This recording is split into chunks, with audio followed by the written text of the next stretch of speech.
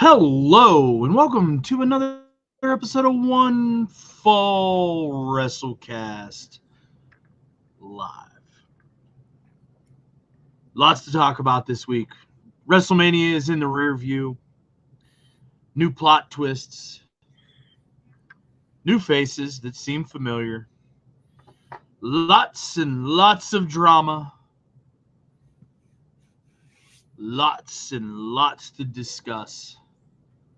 Can't wait. Tom and I are here. Let's get after it.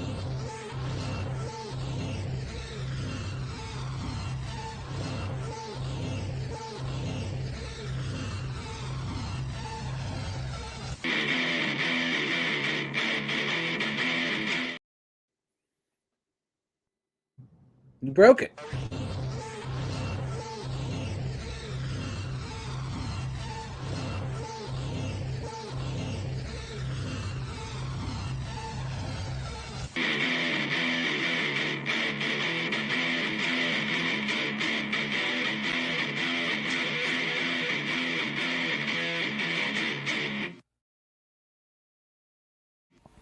Welcome to the One Fall WrestleCast.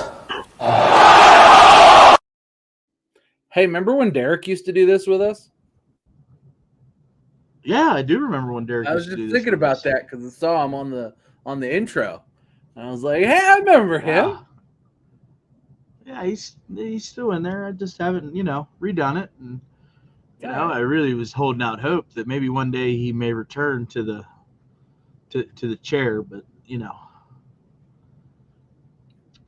Maybe I one don't day know that when that's ever going to happen. I don't either, but we keep trying. Tried. Yeah, Keep trying. yeah. So lots to talk about, bud. Lots to talk about. Yeah. Lots of Man, it was happenings. WrestleMania weekend. That's why we're here on Thursday, BT Dubs, because we watched No, all we're the here on wrestling. Thursday. Oh, yeah. We're here on Thursday, BT Dubs, because I didn't have power Saturday, Sunday, Monday, Tuesday, or Wednesday. You don't have power on Wednesday either? I think it came on like middle of the day Wednesday. Actually, that's right. I forgot that was it's yeah. Wow, that's kind of insane. Yeah, real fucking annoying. I feel like the power grid down there is not what it ought to be. I mean, I don't know what the issue was, but But the whatever. issue was that microburst or whatever come blowing through here just wrecked fucking house. And like there's poles and trees and all kinds of nonsense just laying everywhere, including in my front yard. Yeah, you said Half you of said it. half of my tree is laying in my front yard right now. Yeah, you said it blew. You blew it. The tree blew apart, and I'm like, blew apart. What's that even like? And that sounds terrible. Yeah, it was not. It's not been. It wasn't a fun night, and like the funny part is like we were settled in watching WrestleMania Saturday, and yeah, I watched the remainder of WrestleMania on my phone. Um, yeah, yeah, that's how I spent Saturday and Sunday night. Happy Easter to all of you folks out there. Hope you had a great time with your family. Um, And your electricity. yeah, and your electricity and all the splendors that you enjoy with said electricity. The chupacabra makes for. Tom, I'd really like to start. Oh, nice. That's 2 weeks in a row. It is. Fucking chupacabra. So, I'd really like to start today's show, and I want to talk about Bailey. So,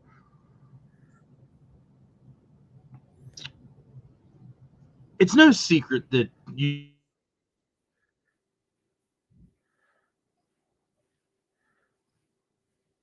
You froze, but I think what you're saying is that Bailey is a role model of mine, which she is. Bailey is indeed my role model. And I love Bailey very dearly. She's one of my favorites, if not my favorite superstar. Man, you are real froze. Hopefully I'm not real froze. Hopefully it's you, not me. But yeah, Bailey. Bailey's my fave. You froze. and she was on Chris Van Vliet, and I think that's where you're going with this. Is Bailey's on Chris Van Vliet, and she seemed rather distraught. A rather distraught Bailey on the Chris Van Vliet podcast, and I believe that's where Walt is going with this. And where is, because I know it exists and I just saw it. I can find this. Bailey. No, I'm not doing that. I'm doing this. Got to find the quote that I'm looking for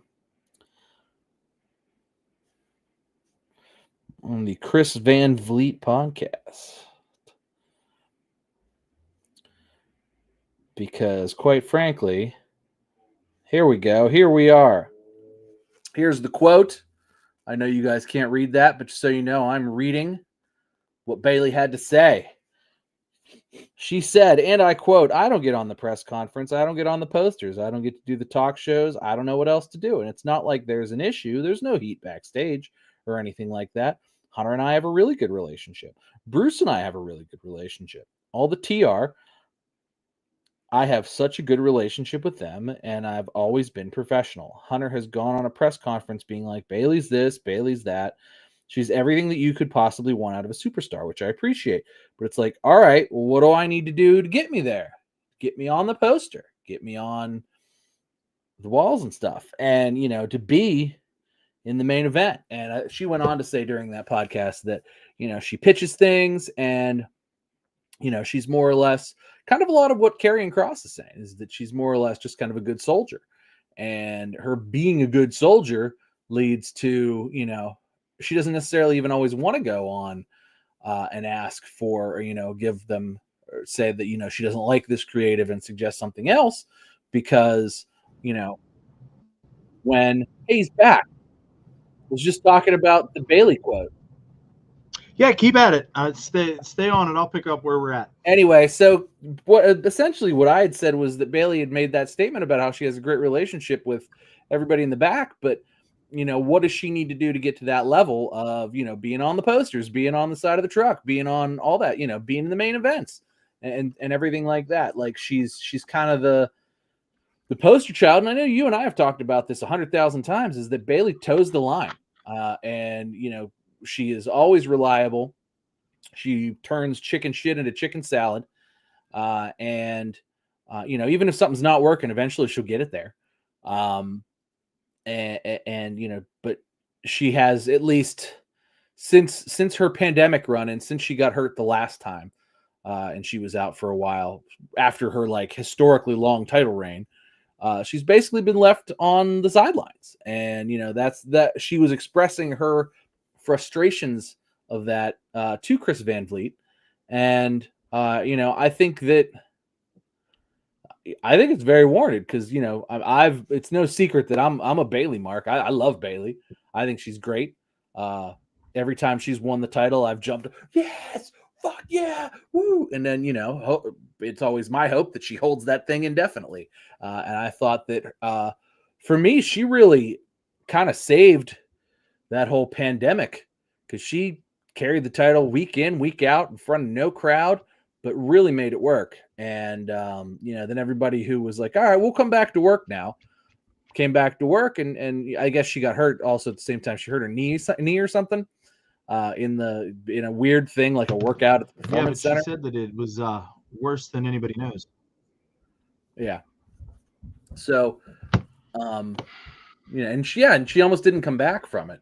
But then she's been back and sort of just been floating around. I mean, I guess she did beat Io last year at WrestleMania, but it's always sort of been,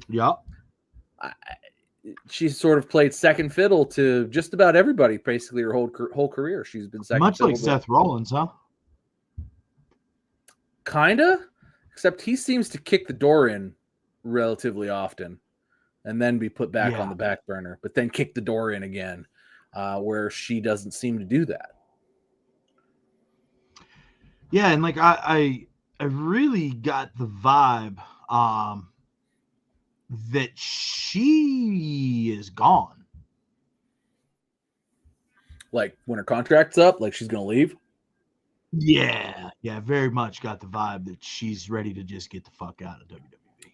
I mean, I didn't watch the whole interview. That's not exactly the vibe that I got. I caught the vibe of like, you know, her like being like, maybe I need to shake stuff up backstage or something, because she doesn't do that. And you know, we've seen very often superstars not of her caliber kind of go into business for themselves.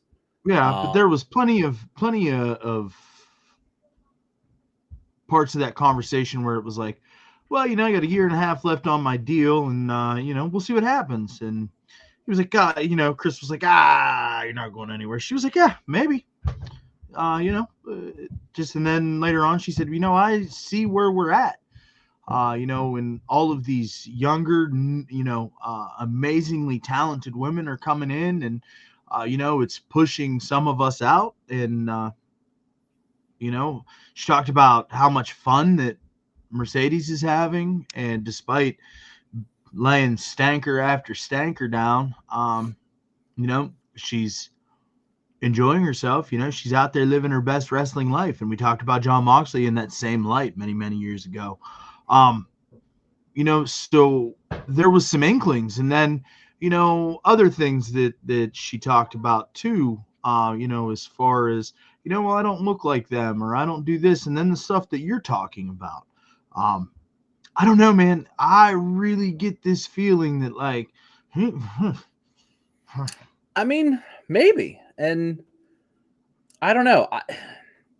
Is the grass greener though on the other side? Because like, let's play devil's advocate, because you know, we don't know what's going to happen, and obviously it's, you know, not our choice as to what she's going to do, and maybe Tony Khan will throw double her salary. And if that was the case, you know, maybe she goes, well, how much longer do I got on this? I should certainly take $5 million a year for the next 3 years. yeah, And see what happens in AEW. Even if, you know, I'm a shiny toy for a month, and then I sit on a, you know, and then I show up once a month after that for the next 3 years, like Saraya did. right. You know, worst case, let's say that's worst case scenario. She still got $15 million extra dollars in the bank. And then, you know, return to WWE as a star for your little retirement run. And, you know, you do what you got to do in that regard. And you also, you know, you go have fun with your friend, Mercedes. I also think the best part of that interview was whenever, you know, she was talking about some of these things, and she was like, and Chris was talking about the diehards, you know, the people that it's Bailey ride or die, you know, and how she's underrated, or she doesn't get enough respect and all this stuff. And he's like, yeah, she goes, yeah, well, they're gonna be really mad by the time this thing airs. Yeah. And a segment of the audience extremely upset. You know, which I think can kind of just start rolling into Mania a little bit. It's like I love Becky Lynch, right? Like, Yeah. I'm a Becky mark. I love and respect Bailey. And another thing too, Bailey talked about how she herself feels like she's 3 out of 3 between her, Becky, and Charlotte. She said, you know, a lot of people look at Charlotte as number 1, Becky number 2, me number 3, and we talked about this this very subject on this program 3 weeks ago. Yeah, might have even been last week, but it's been relatively recently. And she said, hey man, you know, maybe I am number 3, you know, maybe my body of work is this, but like, you know, the way that they've done that, she said it herself, you know. Yeah. And I thought that all of this was really interesting. I really enjoyed the interview. It was nice to get to talk to Pam. Yeah, it's I'm a fan. Again, I've been a fan for a long time. And that's not like, you can go back if you want to go back and listen to this podcast since its infancy. There was even a point in time where Bailey was a champ for a whole year while we were doing this, and every week it was like, yeah, Bailey put on the match of the night. Bailey put on the segment of the night. Bailey's much CTV. This was especially like when WWE stunk. Like, she was out there like, no, my segment's going to be great. It was like, she was like, at the time, like the Kevin Owens or the Drew McIntyre of the whole situation. Yeah. On the women's side, where it was just like, no, this is going to be fantastic because I'm going to do it. Right. And, I think that, we tend to lose track of, and everybody does. I think the internet does. I think that, the people in the back at WWE do. I think everybody tends to lose track of who the real, like, the real goats are, right? Like the real people who are like there week in, week out, showing up for work, punching in, getting the work done, getting the time in, building the storylines, being part of the process, making sure that, everything can happen. And, you brought up Becky Lynch, and, I had said, so Bayley's hurt allegedly. And apparently like that's what was reported by Fightful. Sean Ross Sapp, so that she's got torn something in her shoulder. It's like her shoulder's fucked up, which is why she was taken out. Not what I mean, in kayfabe, whomever jumped her did that, but that's not what happened. I would bet that happened during the gauntlet match. And so is that why she was out of Mania? Is it all like it all seems very convenient, but at the same time seems like, I mean, somebody made sure she didn't get flowers anyway. We generally trust SRS and his reporting through Fightful. But I don't know, man. It just seems really strange to me that she would say, oh, well, by the time this airs, they're really going to be upset. And then all of a sudden she's got a torn shoulder, unless she knew she had a torn shoulder. And, they were just she was doing her PR and just trying to get through the thing. Yeah. I don't know, but there's a lot there. And like I said, I love Becky Lynch.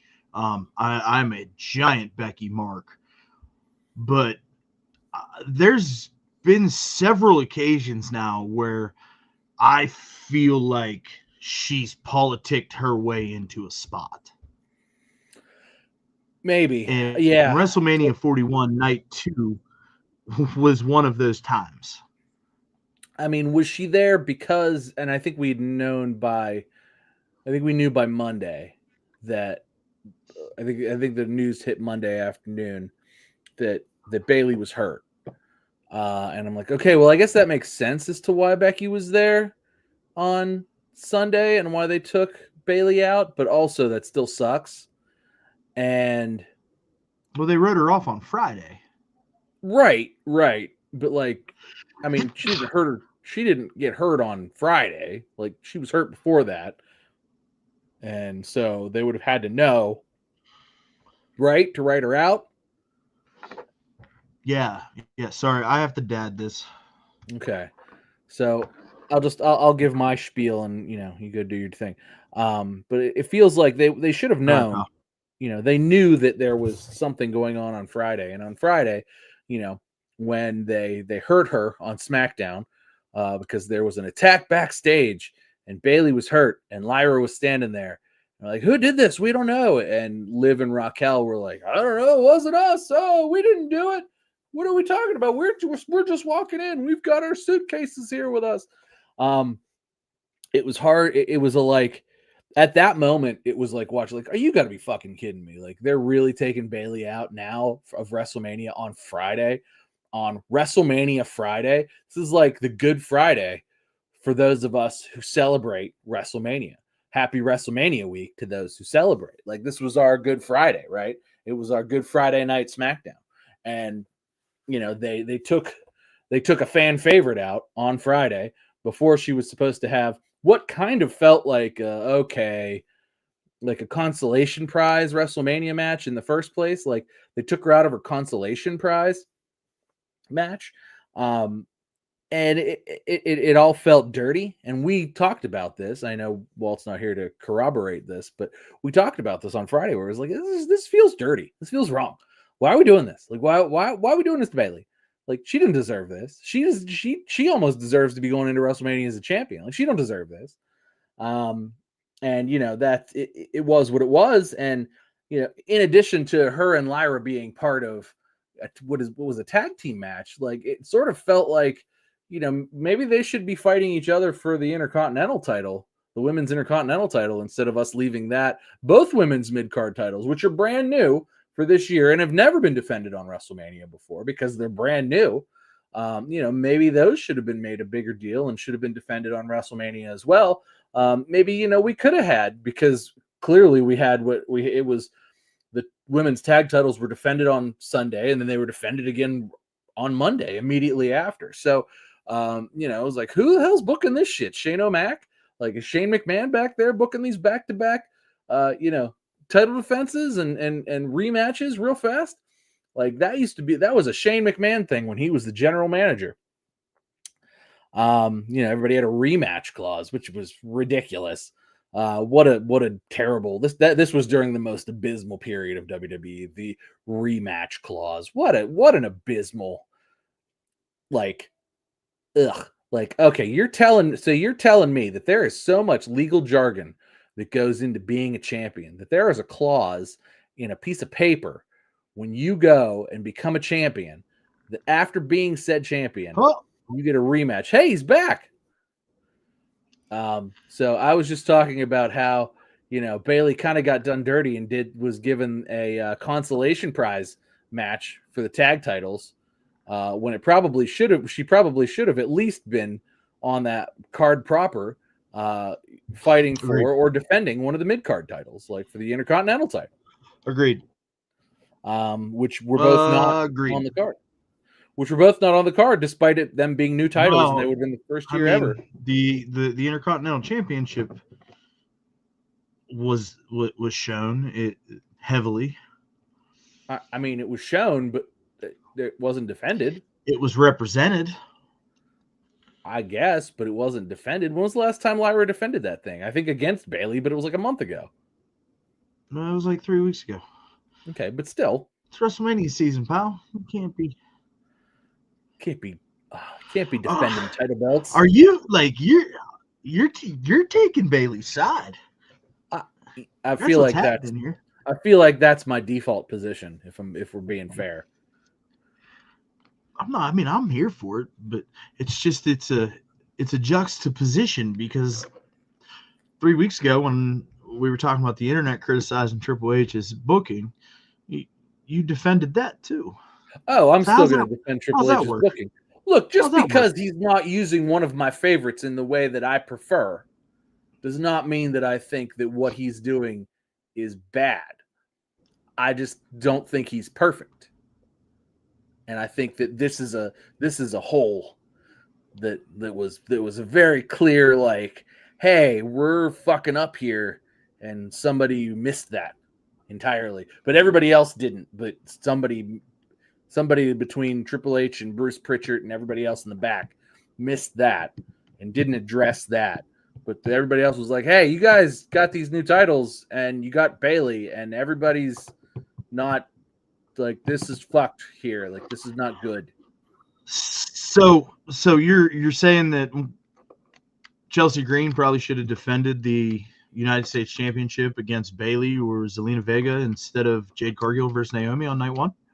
Yeah, I'm saying that Jade Cargill versus Naomi would have fit perfectly on either Friday or Monday. I'm not sure which show either of them are actually on. That was a really big spot for the two of them, was it not?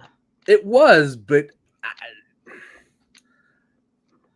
I still believe that it probably would have been served just as well on Friday or Monday. Although, do you think they delivered? I thought it was as good as it could have. It was better than I had anticipated. I thought they were going to come in and stink up the joint. My expectations weren't very high, so let's just kind of put that in the forefront. I've been very critical of Jade Cargill's, how green Jade Cargill is, and she still looked green. But what she did well. They certainly had that mapped out. Naomi, I've been saying that she needs a new gimmick for months and months and probably years at this point, and now she has one. Yes. So as far as like all of too. New music too.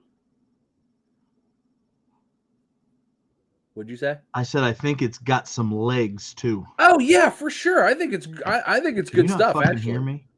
no, I can now, but I couldn't. You like glitched out for a sec. So yeah, no, I think what she has going on now is much better. I'm really like much happier with where both of them are as compared to 6 months ago. I think that we've moved all of that forward, and that all of that's better. That being said, that like I don't think that it's necessarily WrestleMania card worthy. Like I don't think you get to take yourself from the bottom, some of the worst performers and just be like, oh hey, now we're good enough because we were so bad before. Now we can be on the card at WrestleMania. And it's like maybe you can have your flowers on Friday and kick each other's teeth in the main event of SmackDown or whatever. Or before, how did SmackDown end on Friday? I think it was I think it ended with a promo, but still, like have it be the last match on Friday or whatever going into it, not necessarily smack it in the middle of WrestleMania Saturday. I felt that it kind of got lost. It was sort of the piss break match. That being said, it was better than I had anticipated, so I was happy for that. With that being said, I don't think anybody would be talking about it any differently had it been the main event of Friday night. Like, what the fuck? I mean, you kind of work. You're back now.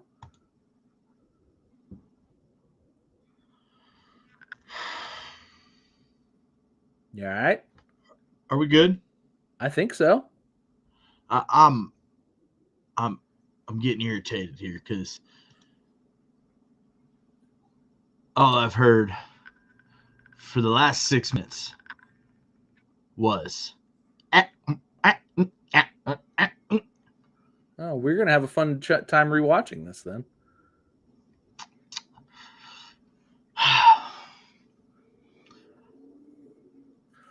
Anyway, all I said was that I think that if they were on main event on Friday, as opposed to smack dab in the middle of WrestleMania Saturday, it wouldn't have been any different.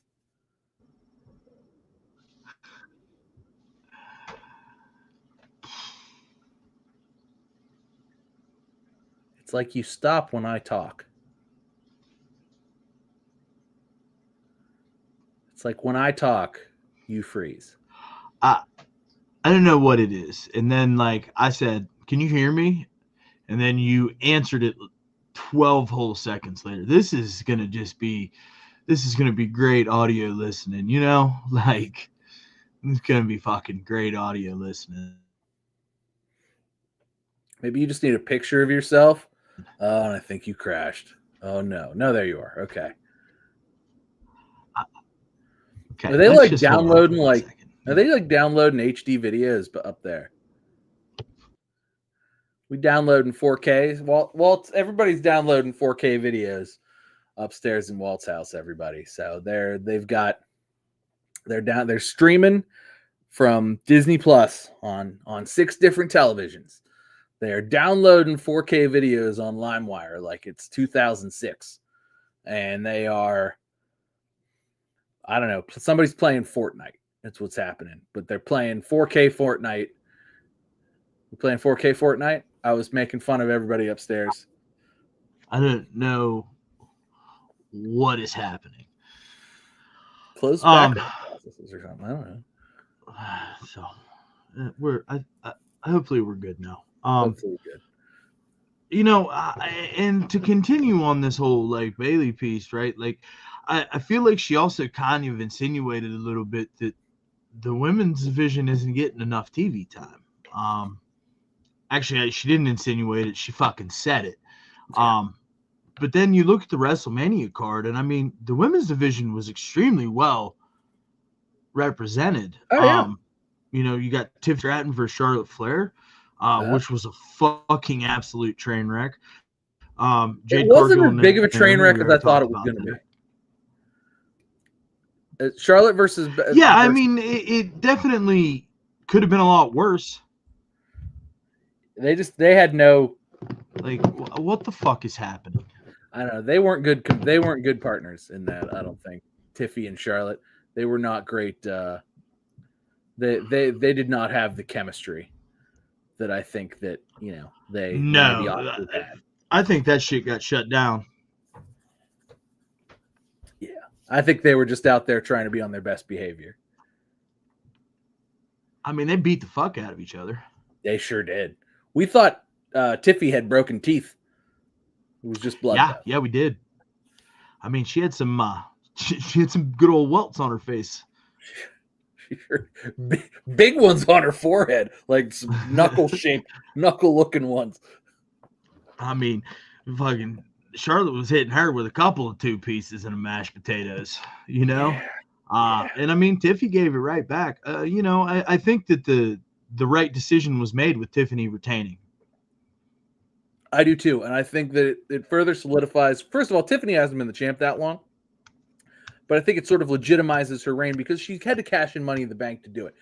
And I feel like when you do that, you have to have a big WrestleMania win and like a sort of a retention, a big retention, which she did. I mean, she retained against Nia. She's had some title defenses that have gone very well for her. I do not think that she and Charlotte had a lot of very good chemistry. I would say they went out there, they beat the shit out of each other, but their match was probably a C overall. I think it was just okay. But they got it done, and I mean, and it was a marquee matchup on night one. Yeah. And it really wasn't until the in-ring thing happened with that's why Kaiser's in my DMs comment, made it more of a thing, right? Like that whole segment is what really made the investment for the audience. But it was a marquee matchup. So, and then you look at night 2, you've got the women's tag team, or the women's triple threat, Io Sky, Rhea Ripley, and Bianca Belair. Kicking off the show, which we know that the kickoff show and the main event, the kickoff match and the main event are what the back of the house deems the 2 most important things that are happening. They want to start hot, and they want to send everybody home either happy or going, what the fuck? So they started off night 2 real hot. Do you think that on the flip side, we started off night 1 as hot with Jey Uso versus Gunther? I'm going to be honest. I've seen that they've fought 4 times now. It's been at least 3. Yes, that was the 4th time. I think that was actually the weakest of their matches, if I'm being honest. Agreed. And I don't know if it was nerves. I don't know if it was, the fact that Gunther was just, had to lose the title so that like he couldn't look as strong the whole time, or what it was. But I thought that was the weakest of their 4 meetings. But I think it was a good start. I think that was a good start for the crowd, particularly. I think the crowd wanted to get into it because Jey Uso's a big crowd pleaser guy. And I mean, we could talk about this throughout the show, but I really thought that the crowd in Las Vegas was overall not very good. The crowd itself, I would give a D to. I thought the crowd was bad. Night 1, they were very quiet. That a lot of them were just kind of watching behind their phones, and that came off. You saw that, and I think that the high ticket prices and a lot of that had to do with a lot of those people were not big time wrestling fans. They were just rich people there to watch a spectacle in Las Vegas. And I think the ticket prices and where it was kept a lot of real fans out of WrestleMania. And I think that particularly night 1, but I think the crowd throughout between Friday and Monday, I think that the crowd, I think it suffered. And I think the show suffered due to the sort of laissez-faire fans that were in the crowd. And I think that who was it that said they were embarrassed by the ticket prices? It was a talent. I don't think that I saw that, but yeah, I mean it certainly kept the people who would have been the most invested out of that building. Yes, especially Saturday. And like you said, it translated across the TV, right? I mean, the biggest it was even bad on Monday. Monday Night Raw was a banger episode, and the crowd's reactions were weird and stupid the whole night.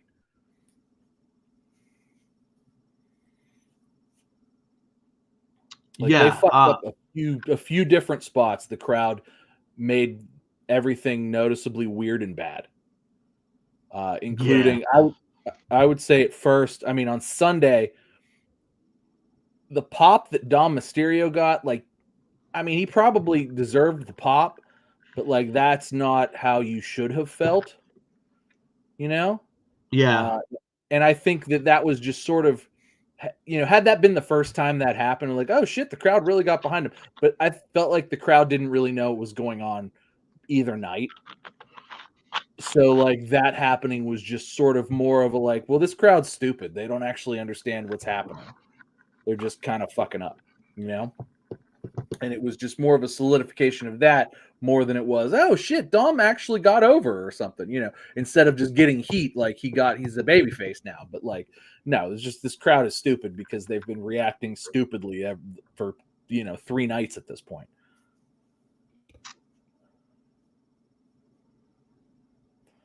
So Yeah, the crowd was I don't know. It was tough. But we'll just circle back here tonight to the kickoff. Io Sky, Rhea Ripley, and Bianca Belair. I mean that top 3 match of the weekend. Yeah, I think they went out there trying to steal the night. And from backstage photos and videos and clips that we've seen, I think they were all certainly very happy with their own performances. They should have been. As they should have been, absolutely. I mean, there's a video of Rhea Ripley and Io Sky hugging like the happiest children that have ever hugged each other. And they should be. They all should be very proud of it. Like that, I'm sure they went out there to steal the night, and God damn it if they didn't do it on Sunday. That was the best match on Sunday, and it wasn't. Yeah, close. for sure, wasn't close, not at all. And I think that it's funny that as Saturday as the show was starting, you were like, night 1's going to be better. I thought they had the potential to steal the night, so I really did. You said night 2. What was it? I said night 1 has the potential to steal the weekend or something. Be the better night, because it was possible that everybody was going to come out and kind of lay stinkers, and we knew that Rollins, Punk, and Reigns was going to be good, right? Like there was a swerve coming. You knew it was coming, and you knew those 3 guys were going to deliver. Like that was. Yeah, I can't wait to get into that. I can't wait to get into that. Yeah, like we knew that was coming, and there was all this other stuff going on that was like, these people may be going out to prove everybody wrong. Jay Uso and Gunther particularly, I thought were going to go out there like, the internet's being a bunch of dicks, and we're going to show them that we're the best fucking wrestlers ever, and we're going to try to steal the night. And then like, same thing with like maybe Naomi and Jade, which I thought they did a better job, like I said, than I was initially anticipating. But was the New Day and War Raiders, that was night 1 too? Or was that night 2? That was night 1. Yeah. So like there was potential for a lot of that to just be like, no, we're going to go out there and we're going to show that, we're not an afterthought. This isn't the worst night, because that's what the internet was saying. We're going to go out there and we're going to, because we know the New Day and we know the War Raiders and we know that they're able to put on bangers. And, Jade and Naomi could have come out and surprised everybody, which I think they did. It wasn't as surprise, everything around it, I think, didn't maybe necessarily, we weren't like kicking off on a high and just like getting higher as we go along. But, I feel like everybody kind of delivered what everybody said they were going to deliver on Saturday, like what the internet was already going to criticize them for, was pre-criticizing them for. And it just sort of didn't, it didn't surprise me. And I think that's sort of what happened on Saturday, is that it was not disappointing per se, but it was what I thought it was going to be, or what the internet said it was going to be. And that's, it was not the better night. You all right there? You're blinking. Yeah, I'm just the internet just continues to not want to function properly. Um, and then obviously we've got the women's tag team championship that Bailey was supposed to be a part of. Liv Morgan and Raquel Rodriguez versus Lyra Valkyria and what we would eventually find out to be the man Becky Lynch, who got a massive pop, by Mm-hmm. the way. Only to lose the titles on Monday Night Raw and immediately turn on Lyra. So, but to look at the WrestleMania card and for Bailey to kind of scoff at the idea that the women need more TV time, I feel like they were well represented. Yeah, I just think that. Yeah, just to come back to the Becky versus with the I'm certain that I would hope anyway that Bailey's getting hurt had some sort of factor into that. And you know me, I'm a sucker for a title change. So to hot potato it is sort of like, oh, that's kind of fun. But also, like, did we have to do it that way? Was that the only way? Because man, all that seemed like a hodgepodge afterthought to me, you know? Like that didn't feel as cool as it should have felt. Yeah. Also, no. and back to the crowd, they fucked that heel turn up, right? Because that should have been a heel turn. Her Becky turning on Lyra, beating the shit out of her. Yeah. Crowd cheered that, and this is the same crowd, by the way. They're still in Las Vegas.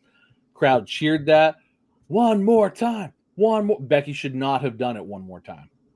She should have gone in and used some other move. Any other move. Maybe use Lyra's move against her. That whatever powerbomb thing she uses. I don't know if Becky can pull that off, but she should have done something else. Anything else. Shit, she could have done the natural selection for all I care. The Stone Cold Stunner. Giving her a Stone Cold Stunner. But they fucked that heel turn up too. And it was like they should have booed Becky for turning on her partner. That's like that's the key thing that you boo somebody for is like, hey, that was your partner and you're kicking the shit out of her. What the hell? And that should have been a boo. They should have booed her, and they didn't boo her. And I don't know if that's the problem with Lyra Valkyria not being over enough. Probably a little bit of that, but also like that crowd. I mean, just going back to the crowd, like fucking up a heel turn, like that's bad. It's not. That's. So I'm giving everybody. I'm giving. What did this crowd do to hurt you? Show me on the doll where the crowd hurt you. They were quiet all of Saturday. Their Saturday performance was they were the worst performer on Saturday. They were not WrestleMania worthy. That's fair. That's fair. So, to put a bow on Bailey's interview with Chris Van Vliet and the theme of WrestleMania weekend is the women not being well represented. I just don't know that I can agree with that. Is she right that they deserve a little bit more TV time? Yeah. Matter of fact, I think we're at the point now where they probably deserve their own hour and 30-minute weekly episodic program. Yeah. Because the two divisions are just clicking on all cylinders, and there is no TV time for anybody at this point. So, well, I mean, Raw could easily be 3 fucking hours every Monday, and you could get another couple matches in. You maybe cut out a commercial or two on Friday and get another match in. I certainly think there's room. 3 matches. Yeah, that was what was on the Raw after Mania. 3 matches. Yeah, in a 3-hour and 12-minute show. Yeah, like fucking. Let's wrap some of this. Let's not give The Rock 40 minutes anymore. But The Rock wasn't there on Monday. No. And it was confusing all weekend. Yes, certainly was. So we've done a good job of talking about some of the matches on the card, but I would like to go into night one in a little bit more detail. Obviously we touched on Tiffany Stratton and Charlotte Flair. I think that goes without saying. We kind of talked about the triple threat, but we're not done with that. Jey Uso, Gunther, it was what it was. Correct result, but We all knew was coming. I don't think that we need to go in depth on any more of that. Jade and Naomi was what it was. Match of the night for me was Rey Fenix versus El Grande Americano in both of their WWE WrestleMania debuts. I loved it too. I'm a big fan of everything. It was awesome. I'm a big fan. I'm sorry that Ray got hurt on Friday, because like that, when I saw that happen on Friday, I went, oh, Ray's down. Oh, Ray's not getting up. And I was like, shit, he's supposed to wrestle tomorrow. And then obviously that didn't happen. And they were real quick to be like, so Ray, like they immediately were like, so Ray's hurt. Yeah, like they made sure we knew right away. They were like, something's gonna change tomorrow. We don't know what. Something's gonna change. And everybody immediately goes, well, clearly they're gonna let Rey Fenix do it, right? Because why wouldn't you? I figured it was going to be Dragon Lee, if I'm being honest with you, and I was just like, they had a great match a couple of weeks ago, but yeah, my mind immediately went Rey Fenix. It's just he got all the fanfare coming in. He got not like his brother though. Not the same, but he did get a kick-ass theme just like his brother. So I don't know who's doing the new themes for WWE. Infinitely better. Woo! Woo! They all sound the same. I like it. I don't know. I like both of them. They're pretty similar, but I like both of them, so it's fine. And obviously, we got the announcement that Rey Fenix was going to fill in for Rey Mysterio against El Grande Americano at a special event press conference type deal on the pre-show for WrestleMania. WWE has acquired Mexican-based Lucha Libre promotion Triple A. Wow. That's exciting. So clearly this was done to like get the tapes, right? Because now they have the tapes, and the tapes include Rey Fenix, Pentagon, Rey Mysterio, all of Legado del Fantasma, like when he was Legado del Fantasma, like when he was that guy, like all of that, lots of Andrade, both with and without a mask. Like tons and tons of like, and not to mention the talent acquisition happened. Bro, we shit on Vikingo an awful lot. Well, because he hits his head on things. Yeah, because he does dumb shit. He does real dumb shit. Somebody needs to, but now somebody's gonna stop him from doing dumb shit. Like, no, you can't fucking jump off of the fucking tower. Get out of here. How funny was it to know that like he was just on AEW television like 6-7 weeks ago, something like that.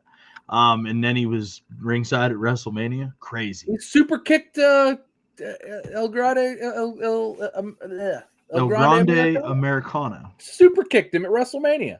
Yeah, it's and they're gonna ride El Grande Americano with this Triple A shit. That's for certain. Because this shit is over. Like this stuff.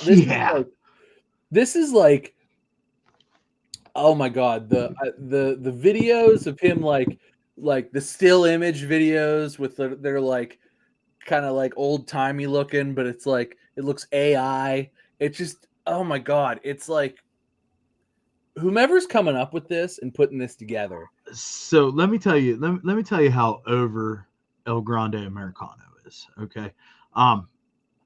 We were discussing WrestleMania at work. A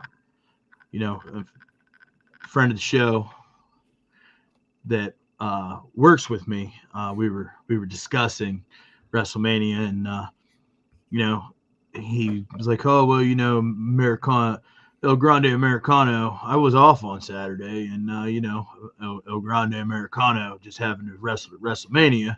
Have you ever seen us in the same place at the same time?" And I'm giggling, whatever, and then we start Hilarious. talking. We start talking about the match, and this other guy's like, "What are you guys talking about?" So I explained El Grande Americano. I'm like, listen, they did all these like AI vignettes, like whatever. And I said, and they even got to play the with a mariachi band. Uh-huh. I said, and it's this guy that we all know it's this guy, but he doing a mask and like a lucha thing. He was like, that's fucking hilarious. It's objectively the funniest thing that WWE's done in a long time. Since Kurt Angle in a cowboy hat. Yes, it's the little cowboy hat. Yeah, for sure. It's hilarious. It's like I love I hope this propels Chad Gable to those like Kurt Angle level heights of just like when Kurt Angle was a goof and then would just get out there and tear people up in the ring. But that was the thing. It was like you laughed your ass off, and then all of a sudden watched the best match of the night, and it was like it was phenomenal. Like the crowd was really lit for that match though, because they laughed, and then like watched like Ray Fenix teamed like toned down a little bit. Like, no, Ray, you cannot jump off of this ladder that's in the ring through these tables outside of the ring. We're not going to do that. But if you want to do the thing where you walk on the rope and kick him in the face, that'll be cool. But also the thing that I loved about that, my favorite spot of that match, absolute favorite spot of that match, was when Ray did his walk, but like El Grande Americano had already put the piece of metal in the mask, and Ray Fenix did the walk where he kicks your head off right after walking along the ropes, which is super impressive and super cool to watch. Always has been. I could watch it every time. Like immediately, Ray sold it like he shattered his foot. Yes. Immediately. And I'm like, that's fucking brilliant. Because like, and Michael Cole missed it somehow. But thankfully, Pat was there to be like, I think he kicked the metal plate. So Pat caught it, brought Michael Cole back. Good job, Pat. Pittsburgh original there, saving the day.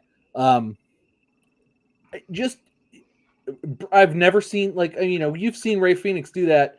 He did that for how long was he in AEW? 5 years. He did that for 5 years in AEW. You never saw anything like that. No. You never saw him sell his foot after kicking somebody in the face. I thought that was brilliant, and then that's what led to the El Grande Americano like sort of comeback. Ray Phoenix was on kind of one leg for the rest of the match. Great selling, just great in-ring storytelling as far as all that's concerned. And man, is anybody better than Chad Gable at this point in time? Because like in ring, no. God, is he fucking good? I mean, he's able to wrestle two completely different styles.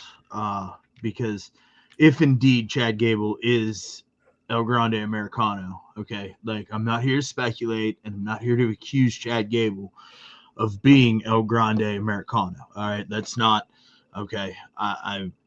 If the man did says wrestle with Chad Gable on Friday too. Yeah. So, I mean, kudos to Chad Gable if he's pulling the wool over our eyes here.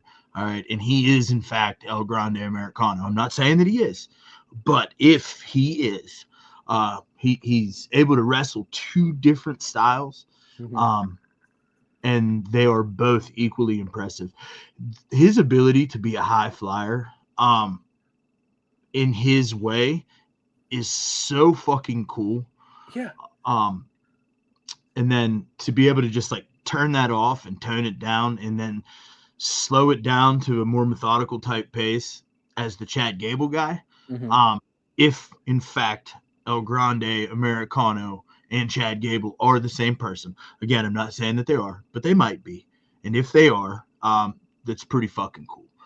And I'm here for it, man. Not only is he an Olympic level actual mat wrestler, he is a lucha libre AAA level luchador. Allegedly. Allegedly. If in fact El Grande Americano Right? When you is Chad Gable. when you put it like that, it's actually more impressive.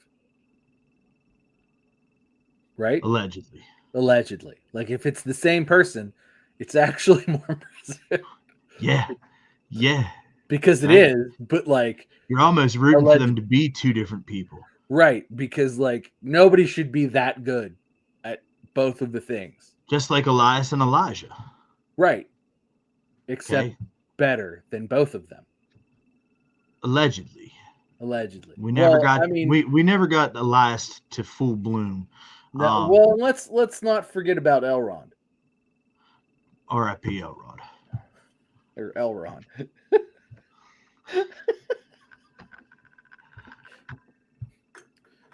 That was great. That was great. What? Yeah. So that in and of itself, like that whole thing, that's gonna be a lot of fun, and that's really an intriguing wrinkle in WrestleMania weekend is the acquisition of AAA. And then it's immediately the rumor started circulating that AAA released Alberto Del Patron. I mean, as they should have. Which is just like the largest form of fuck you, buddy, that could have ever happened. Like thought I hope that's true because nobody can confirm it at this time. It's just the rumor started circulating. So, I mean, you want to talk about a guy who I think is a cancer to pro wrestling? It's fucking him. Like, fuck him. I hope he's been released. Not only do I hope he was, I hope he was silently killed. Okay, that's too much. I fine. mean, we are talking about Mexicans. Hey, you know what I'm saying? There's some very nice Mexican people. Maybe like, that's what The Rock was talking about. Maybe, but hey, too. Maybe and then that's where The Rock was. What's up with the Chicky Poof, the executive for AAA? She looked like she was right out of a fucking movie, bro. She did. She sat there. She pulled up. Ashley goes, "Who's that?" I'm like, "Oh, that lady's in charge of AAA." And she goes, "There's no way that lady's." I'm like, "Look, if anybody's in charge of a Mexican wrestling promotion, it's her." It's right and out of they the introduced her. And they were like, and you know, the president of AAA or whatever, they introduced her, and I was like, "I told you." That's hilarious. But that's so much fun. All of it. I can't wait to see what happens with it. Like you said, it more for not. It's definitely the video library. I mean, that's par for the course when it comes to WWE wanting to have the tape library. I love everything about it. I like the talent the possibility of the talent acquisitions, the crossovers, just like we're seeing with NXT and TNA, and now Worlds Collide's coming up, and it's going to be NXT, WWE, and AAA was what the Worlds Collide was for NXT this year. So to have the main roster involved with the AAA roster and the NXT roster, I think that it's really all kind of starting to come together a little bit. Well, and I think to get I think WWE is the best place to actually, because AAA doesn't have any American like television syndication, and I think that WWE is like the best place to like negotiate. Hey, Netflix or Hulu or whatever, we've got this for you. Yeah, and we'll tape it. Whenever they tape AAA, I think they tape it on. I think it's a Saturday show. We'll tape it on Saturdays, but you'll have it by Tuesday. So fucking put this on Thursday. Yeah. We'll edit it. We'll tape it on Saturday. We'll edit it. Put it on Thursday. That way we've got WWE action happening. Or put it on Wednesday. Maybe. I mean, I don't know if you want to go up against Dynamite necessarily. Well, they've already got something. The Evolve is up against Dynamite Evolve. right now. But yeah, I mean, hey, here we've got a Monday show, a Tuesday show, a Wednesday show. This is our Thursday show. So here you go. Put this on Thursday. So it's not competing with any of our other products. Friday Night SmackDown. Saturday obviously is open for your Saturday night's main event or your premium live event or whatever. And you then fucking Mark. what?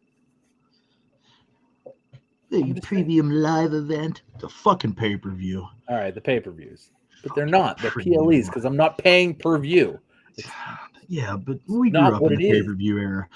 Hey, another thing that I noticed too this week, a lot of heels are in prominent positions right now. Mm-hmm. And these prominent positions in these heels are people that the crowd at large kind of really likes. Jacob Fatu. Yeah, and Seth Rollins. Now obviously knowing what we know, but we will. Yes. I really like the vibes coming out of WrestleMania and the direction coming out of WrestleMania with some little bit of evil out there, huh? Yeah, I like when bad guys have guys have the best title reigns. And then you can we're getting a couple of them. Yeah, we got the New Day. Yeah, right, which was a little bit of a stinker. But really excited. A rough match. Really excited that the New Day is getting a heel title run. I'm fucking stoked for that. That match was a fucking mess, though. Yo, fucking nightmare. Glad nobody got hurt during. Fairly certain Ivor should have died at least 3 times. Yeah, I feel like he used to be able to do that stuff, and maybe that time has passed. And I'm gonna say that shift over was big guy to big guy. I used to be real athletic too, bub. But Father Time does no jobs. No, and now I can't even get my fat ass up and down the steps without my knees and back hurting. Okay, I feel like it's maybe time to cut them moonsaults out because he almost crushed Kofi's head like a grape. Yeah, I mean, and it's still super impressive. But every time he does something aerial, I go, and I don't want to feel that way. I mean, it feels like at some point he's going to do it. He's not going to get up. I mean, it's super impressive, but they need to. I know that they're the War Raiders again, but they still feel real cartoony, and I kind of like the biker vibe thing that they're doing, in their backstage segments. Maybe let's keep rolling with that fits them a little bit better. Maybe work a little more of a APA kind of style where you stay off the turnbuckles and you just sort of smash people a little bit, some clotheslines, some spine busters. Because I love those guys. I've liked them since NXT, right? And they've not had a very strong main roster run. Nothing about their main roster run has been Hall of Fame worthy. Not even this last title reign, if I'm being honest with you. But I constantly forgot they were the champions. I like those guys, though. I think that when they're clicking, they're fun to watch. But they are in a crisis of identity, if you want my opinion. And they need to tweak that a little bit. And I think that we're starting to see a little bit more of a Attitude Era-esque type of character starting to bloom, right? Maybe work an Attitude Era style. Yeah, look at the New Day, little Attitude Era-esque with their character work, right? You look at Seth Rollins and what he's doing now with Braun Breaker, and they're saying it's the second coming of Evolution. They've got a very hard edge to them, and I can't wait to see where that goes and what that morphs to. Everything just has this feeling of just evil, right? Is the best word that I can use, and I'm here for it. I like the direction coming out of WrestleMania week, moving into the new season, so to speak. Well, Monday was exciting too because it totally moved into the new season. They ripped the Band-Aid off. It's like new season now, new number. Who this? Yeah, new phone. Who this? Yeah. Yeah. What a great fucking weekend. And then, obviously, night one concludes with Roman Reigns, CM Punk, and Seth Rollins. Now, we've a lot's happened this weekend. And on Monday. What a great fucking match, first of all. These three guys are who they are because of efforts like that. Yeah.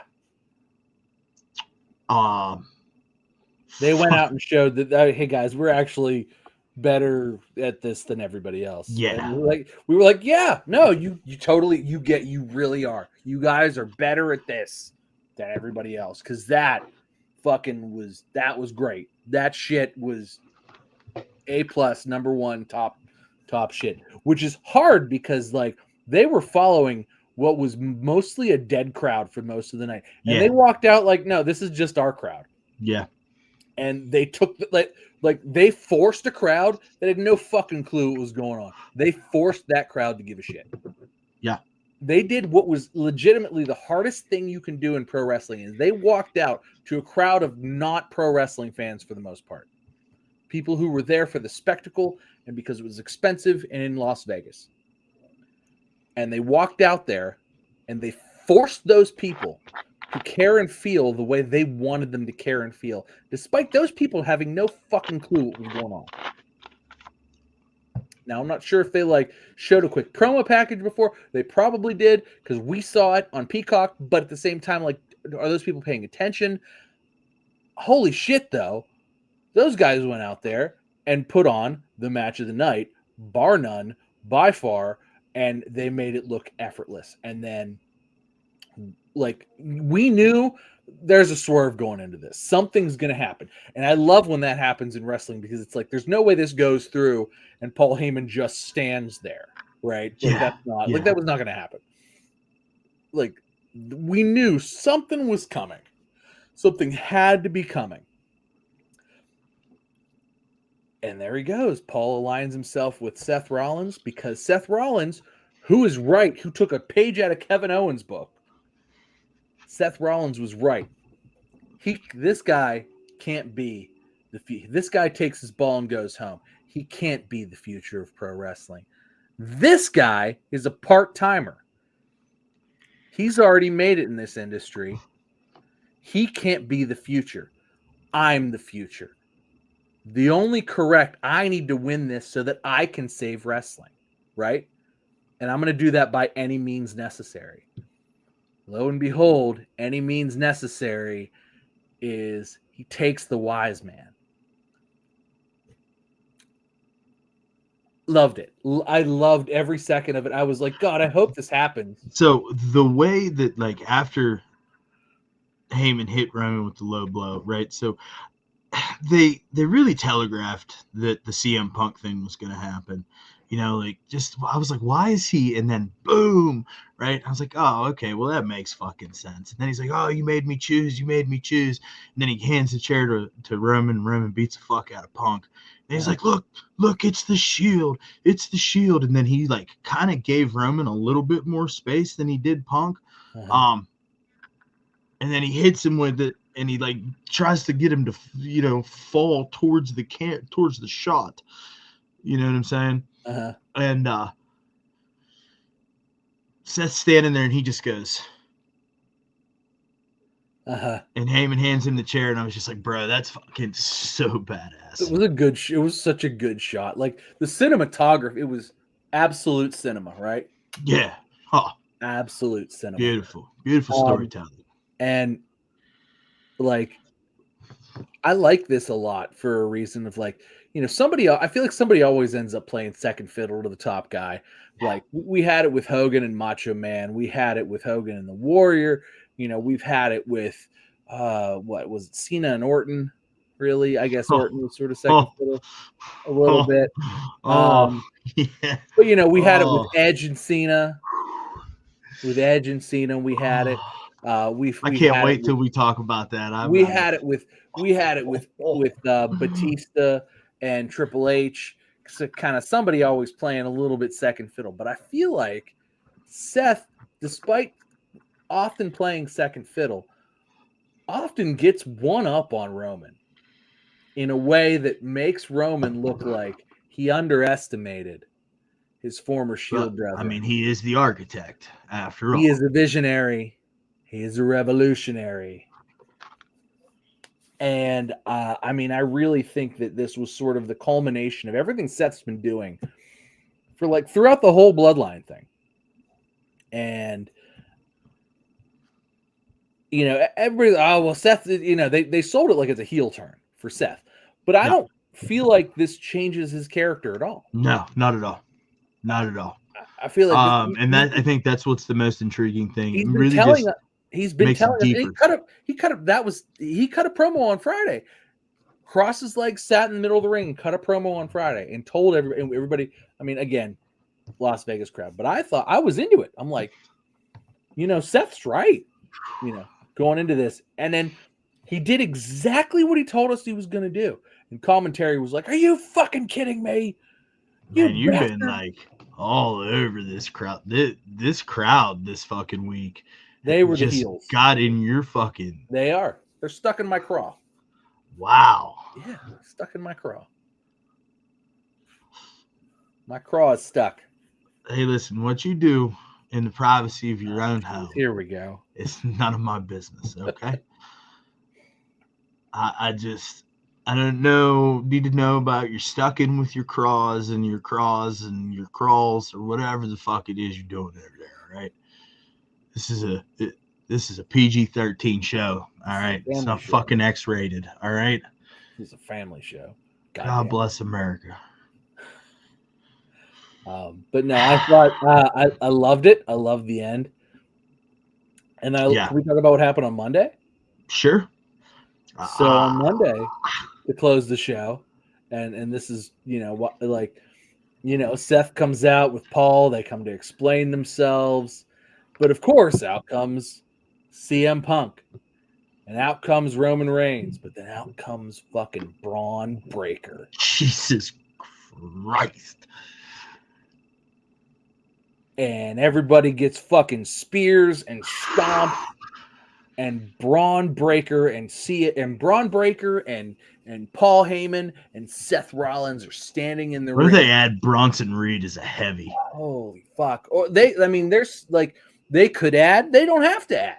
They got these two fucking guys who could just like they got a guy who could kill everybody. There's a theory floating around the internet that it's going to be Austin Theory and it's going to be the second coming of Evolution. I mean that'd be great because Austin and they're going to call it the Revolution because you know he's revolutionary. Well, R.I.P.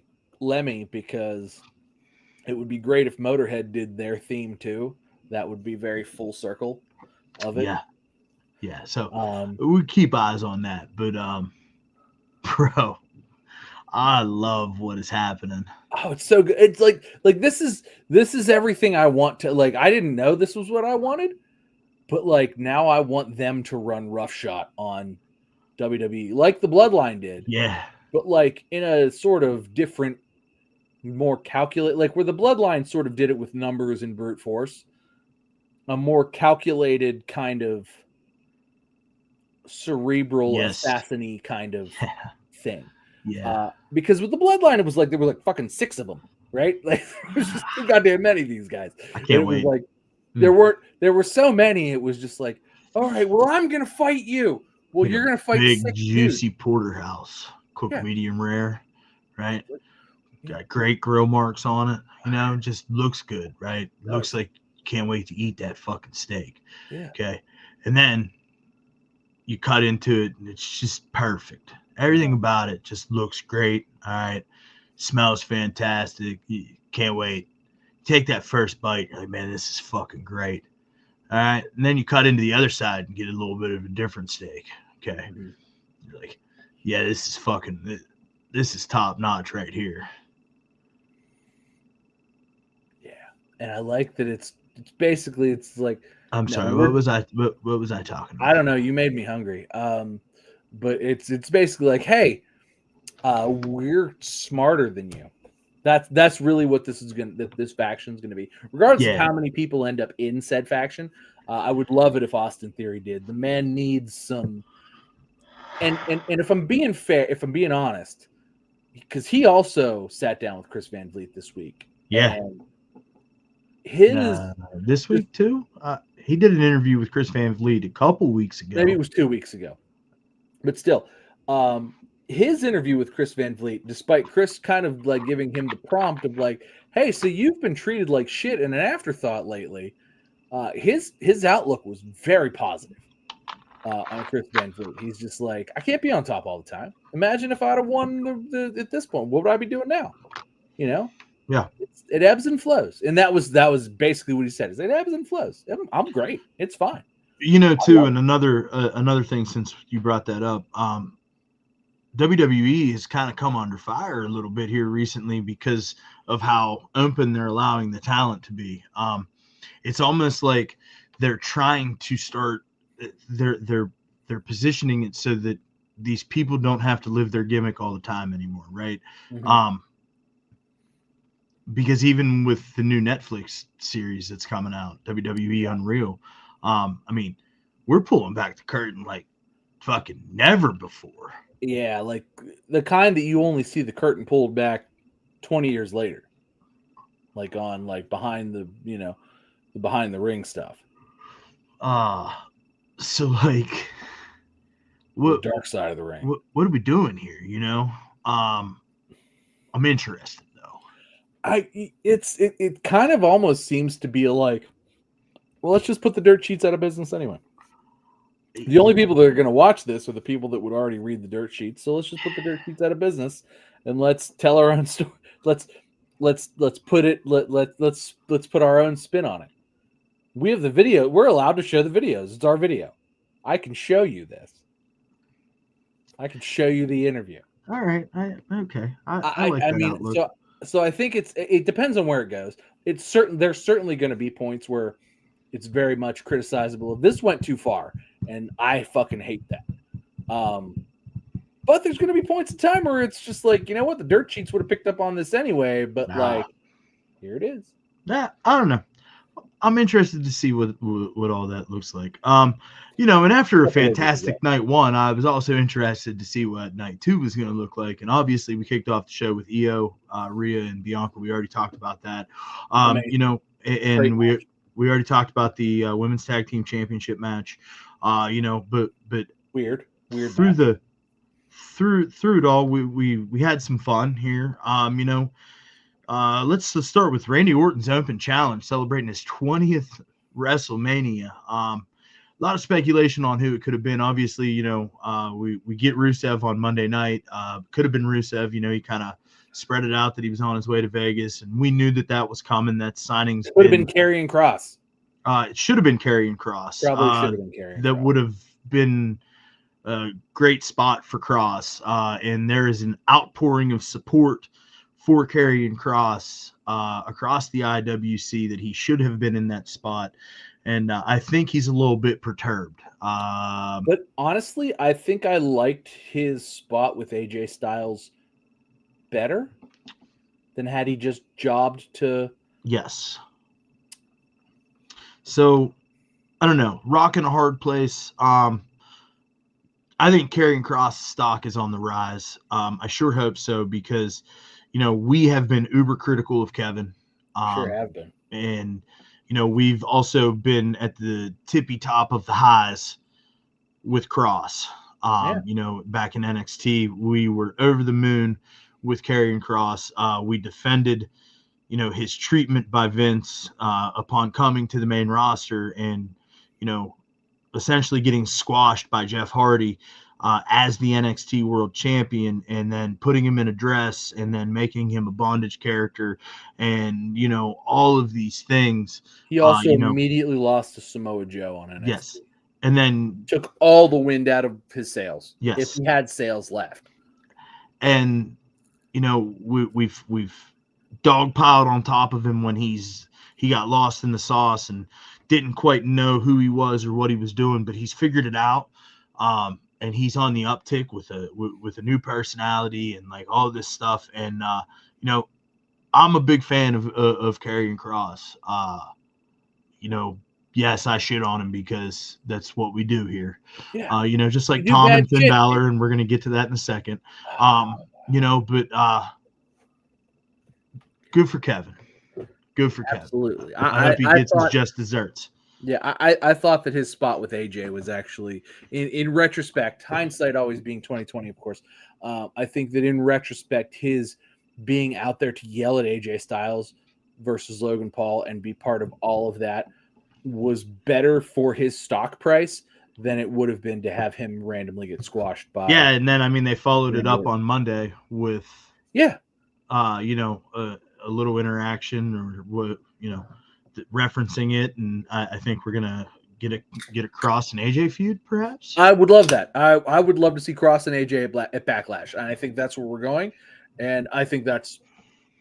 I don't think anybody should have a problem with that. No, whether you're Karrion Kross, whether you're AJ Styles, I think that's a better spot for both Karrion Kross and AJ Styles than they were last month. Than they were last week. Yeah.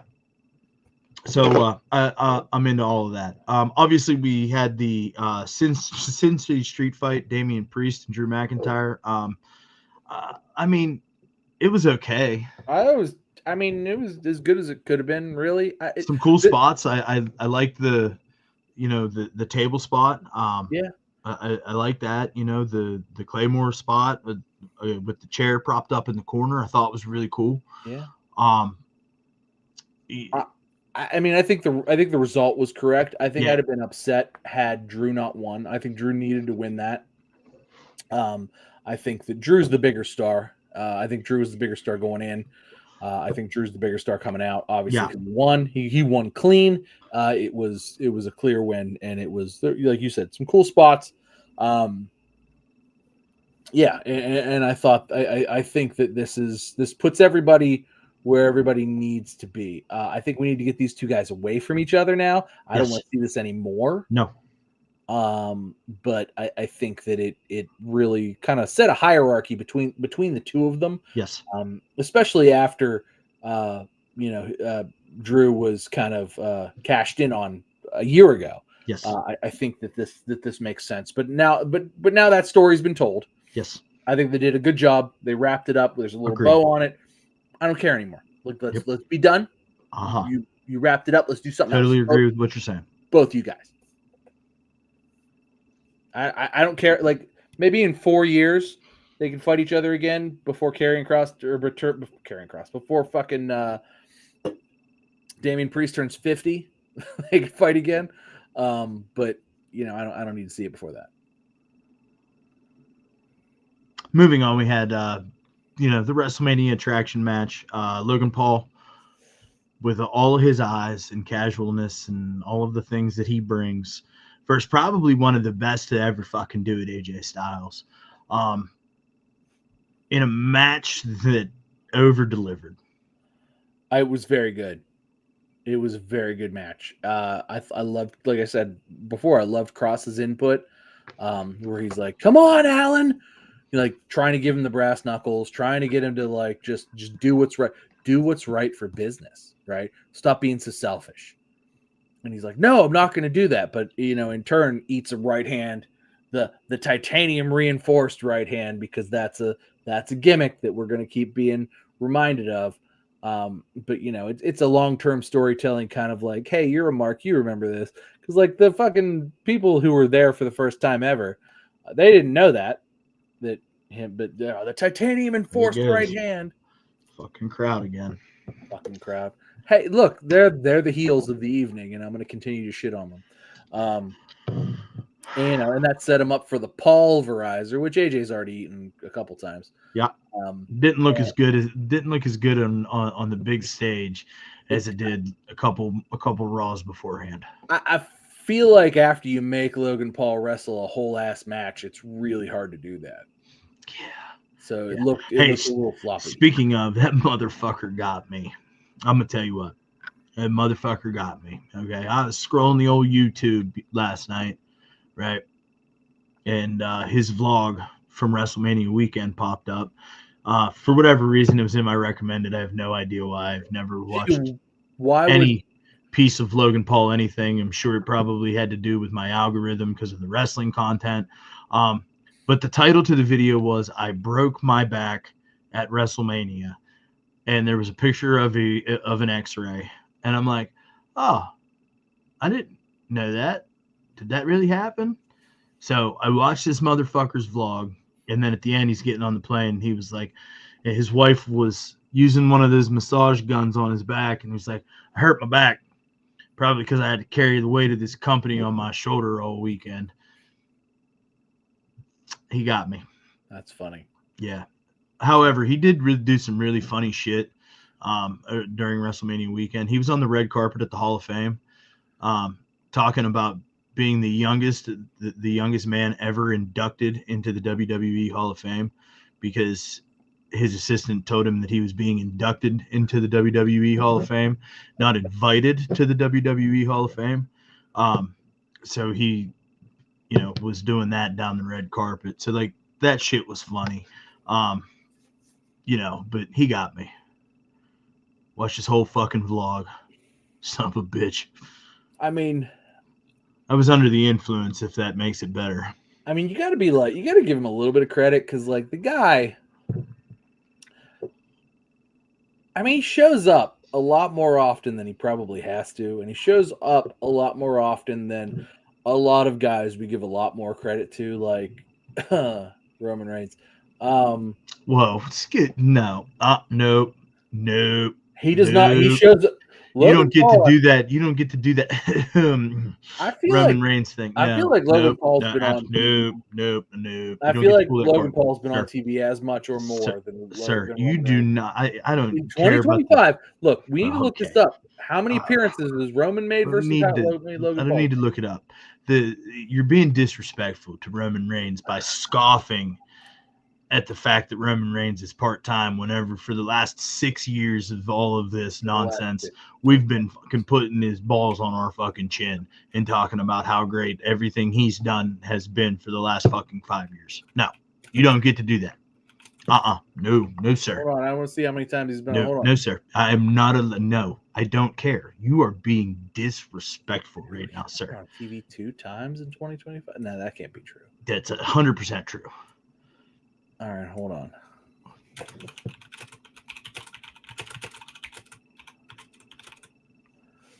The level of disrespect that is occurring right in front of me right now. Logan has been on TV twice as much as Roman has been this year.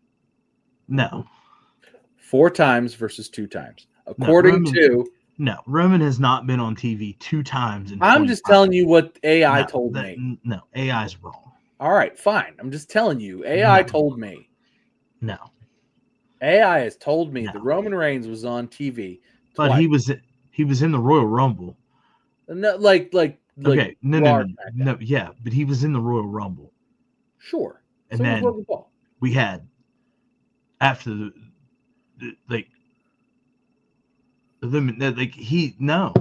Okay. All right, fine. They kept him out of Elimination Chamber. That was a creative decision. He did show up anyway. And threw some hands. So, he interrupted the steel cage match, which I'm going to shoot that in the foot right now. He interrupted the steel cage match on Monday Night Raw at Madison Square Garden with Punk and Rollins. Was on TV the next fucking on Friday because Rollins called him out, and then they were on TV a couple of weeks following that because and they were on TV right before because he had to tell him, wise man, tell this man no. Yeah. I mean, that's like he been on You're TV right. It was every probably bit more like 5. You're right. So he probably was. I was gonna say like 8 to 10 from the beginning of the year. It's only April. I'm just saying. 10 would be like almost every show. No. But yeah, right. Okay, probably twice a month. Regardless. 2. Don't be disrespectful. All right. So AI is wrong. Look, okay. I'm No. AI didn't make that sound that came out of your mouth. Roman. Okay, no, the AI didn't make that sound. Your face made that disrespectful. All right. How dare you compare Logan Paul and Roman Reigns? No, I mean, there's no comparison. This just so disrespectful. Like, I'm trying to give this man his flowers, and then you just ruined it. You ruined it. I mean, I ruin a lot of things. Roman. I'm the final Tom. I ruin everything. God bless. And then Tom's favorite match of the night. The Intercontinental Championship, Fatal 4-Way. Braun Breaker defending against Finn Balor, Penta, and Dom Mysterio. Great result. I called this, by the way. Yeah, you sure did. I called like weeks ago. Dom's gonna fucking pin Finn. It's gonna happen. Fucking called that. How much longer do you think they're gonna let Finn be in the clubhouse? Like that's gonna fall apart pretty quickly, huh? I was surprised it didn't fall apart on Monday. Yeah. Being honest, I was real surprised. I thought for sure. In fact, what if Finn is the other guy in Seth's faction? What if he's just fucking more heel? What if he turns more heel? Because they turned Dom more heel, right? When he turned on Rhea. Like, like, I feel like that's the only way you save Finn Balor, right? Like, you give Seth's faction a demon. Like that, but he has to be like a demon, right? Like, not necessarily like the same level of the demon, but he can't be like, I'm fucking cool guy Finn Balor, eh? I get fucking killed every week on wrestling television. Like, you need to like bring out a demon. And like that demon needs to join Seth Rollins. I'm here for it. Even if it's like he does the Dustin Rhodes like half face paint thing. Actually, that'd be cool. Yeah. Like half the face to like and like maybe mock Dustin. Like just be a fucking be a dick. Be a whole ass asshole about it. Like it's a little chilly down here today. Be a whole ass jerk about it. And yeah, that's my I feel like that's how you say Finn. But again, I called it because like Dom was gonna pin Finn. Because like everybody's pinned Finn in the last year. What a great crowd here. Like the pop. Right, but like had the crowd not also been like kind of stupid for the whole night, like I feel like they did it wrong. Dom should have been booed for that. Like, and I feel like Dom's gonna just go out there and try to get more boos. Like, he's not gonna be a babyface. They loved him. They did. And did you see the backstage? Did you see the TikTok of him showing it to Scott Steiner? Yeah. Yeah. Yeah. Love it. Love it. Steiner's like, hey, fuck you, you fucking fucker. Yeah. Steiner was so bad. He's like, hey, look at this. Hey. Loved it. Did you see? So Dom was on Andrew, what's his face with the mustache? Oh, yeah. Oh, God. What the fuck's his name? Yeah, but you know. Yeah, we know what we're talking about. Yeah, the guy code guy. Anyway, he was on there, and they brought up the hey, remember when they were doing that whole storyline about the custody of you, and he was like, you don't know what they actually wanted to do to me. They wanted to suspend me not in a cage, but like by a belt on my hip. They just wanted to hang me above the ring. Like it was the Money in the Bank, but it was a kid. But it was me. Hang me up there. Just fucking dangling above the ring for the 20-minute. Like that shit's funny. Obviously they didn't do that. But that's definitely a thing Vince would. And if everybody would have been cool with that, Vince would have actually dangled a 8-year-old Dom Mysterio just fucking in like a weird diaper, like just hung him up there for like 20 minutes. That would have been terrible. Like 20 feet off the ground. Who would they have done? Dropped a 20-year-old? Because like So I gotta switch gears here for a second. The 20th pick of the NFL draft is Oh boy. underway, and the Pittsburgh Steelers have the 21st pick and no quarterback, and Dion's kid is still on the board, and he's been talking an awful lot about DK Metcalf and George Pickens and Coach Tomlin this week. How do we feel about Shador to the Steelers? Are the Steelers gonna draft a quarterback and start him? I think that we're probably Mason Rudolph's there, but yeah, I think that's going to be a thing. I mean, that just seems like such a not Steelers thing to do. So I'm all for it because like the fucking like string of mediocrity that has been coming out of that locker room and that team for the last how long ago did Roethlisberger retire? 5 years ago, 6 years ago, something like that. The string of mediocrity has been just abysmal, and you know, I feel like every time we try to like, but then again, like you kind of need to develop a quarterback to put him into the WWE. Oh god, you kind of need to develop. Yeah, but we're talking about Dion's fucking kid here. We are talking about Dion's like, kid, right? I don't know.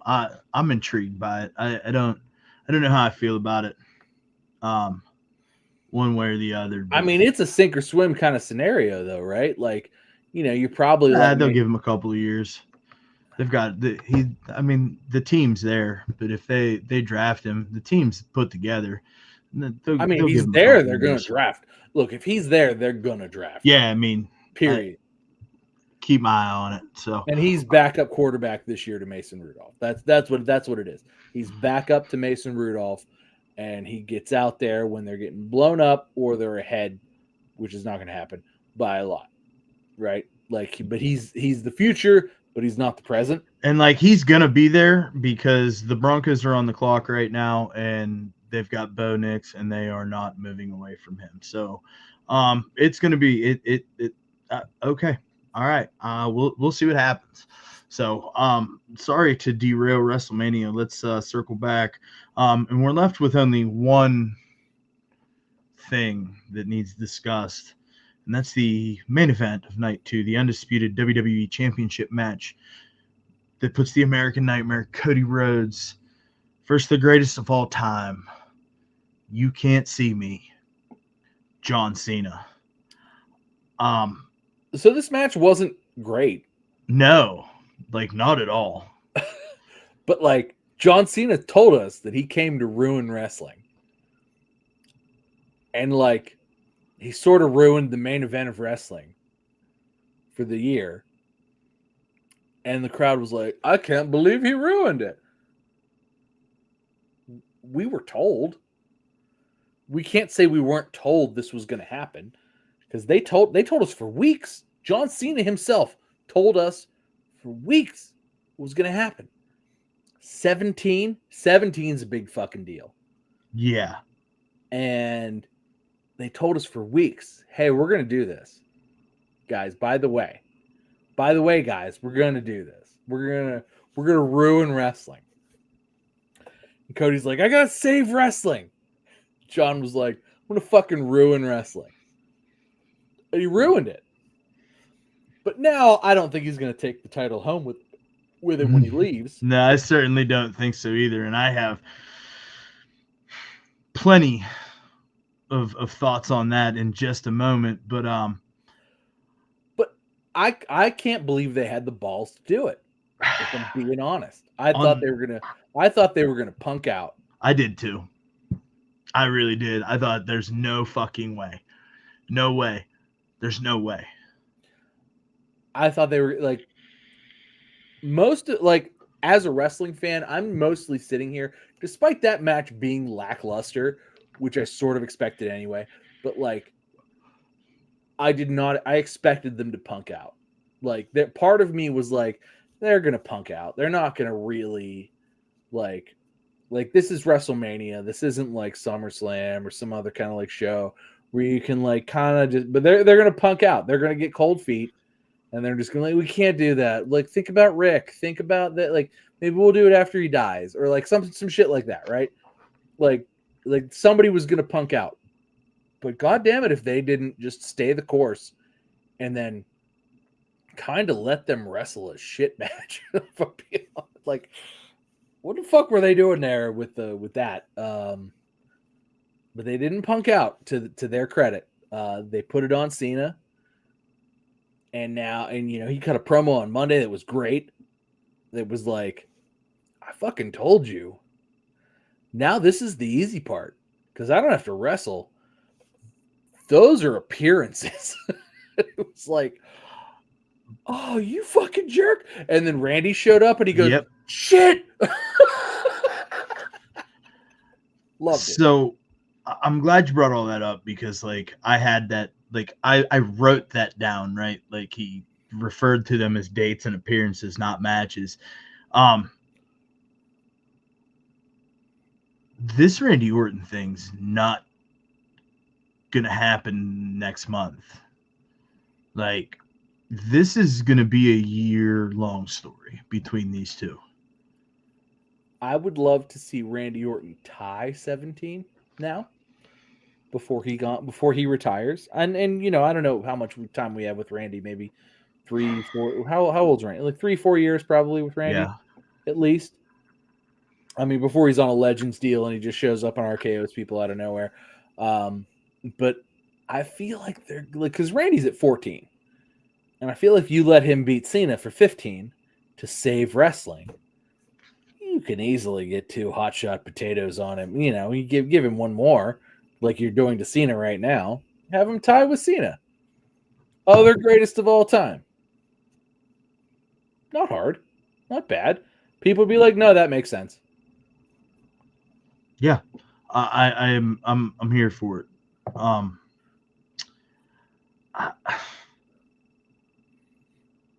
Let's do it, man. I hope that this has year-long legs. I really do.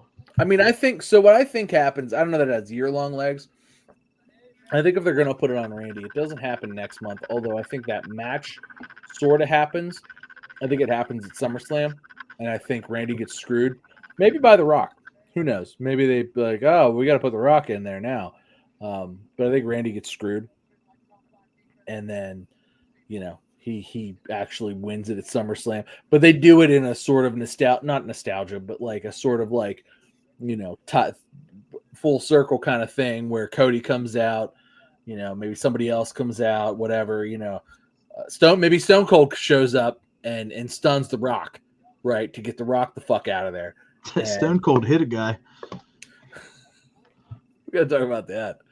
He hit a guy and then a lady fell down. Yeah, like that's the biggest flop since the Lakers game earlier in the day. It was like he hit and she immediately grabs the barricade and realizes, oh no. Although I did see like a point of view cell phone video from the front row, and it was chaos back there after he hit the barricade. So I don't know. I think she oversold it a little bit, but I think she oversold it. But I mean, if you look, he was having a hard time driving. Shout out to Pat McAfee, NFL Draft Spectacular. He, I mean, he was having a hard time driving that thing. If you saw, I don't know that he was maybe he had too many Steve Weisers, but he also missed the ramp going back. Yeah. He had too many Steve Weisers. Maybe he was a little shook after he hit that. Well, he didn't walk. He walked up the ramp after that happened. He did the whole in-ring thing, and then he walked out on the ramp. You're talking about him coming in. He missed. Oh yeah, the ramp, him coming in. Yeah. The ramp to get up there. Yeah, I said the same thing. Definitely had one too many Steve Weisers backstage, and I don't know. It's definitely gonna be something to keep our eyes on. Because there's something's gonna come of this for sure. Something we're not gonna hear about on TV, but something we'll hear about. This is for the dirt sheets. Yeah, this is definitely for the dirt sheet. So we'll be paying attention to that one. Overall, man, I thought all of the on-screen product this past week was fucking great from WWE. Really excited for the direction. So can we talk about the internet for a second and how? Yeah, I they was were- getting there. I just was trying to put a bow on our Go ahead. analysis. Continue. Yeah, but really excited to see where we're at moving forward with what everything's going to look like. I'm really excited for some of the character development and some of the storylines that we're going to get coming out of WrestleMania going into the quote unquote new season. But to Tom's point, to talk about the internet,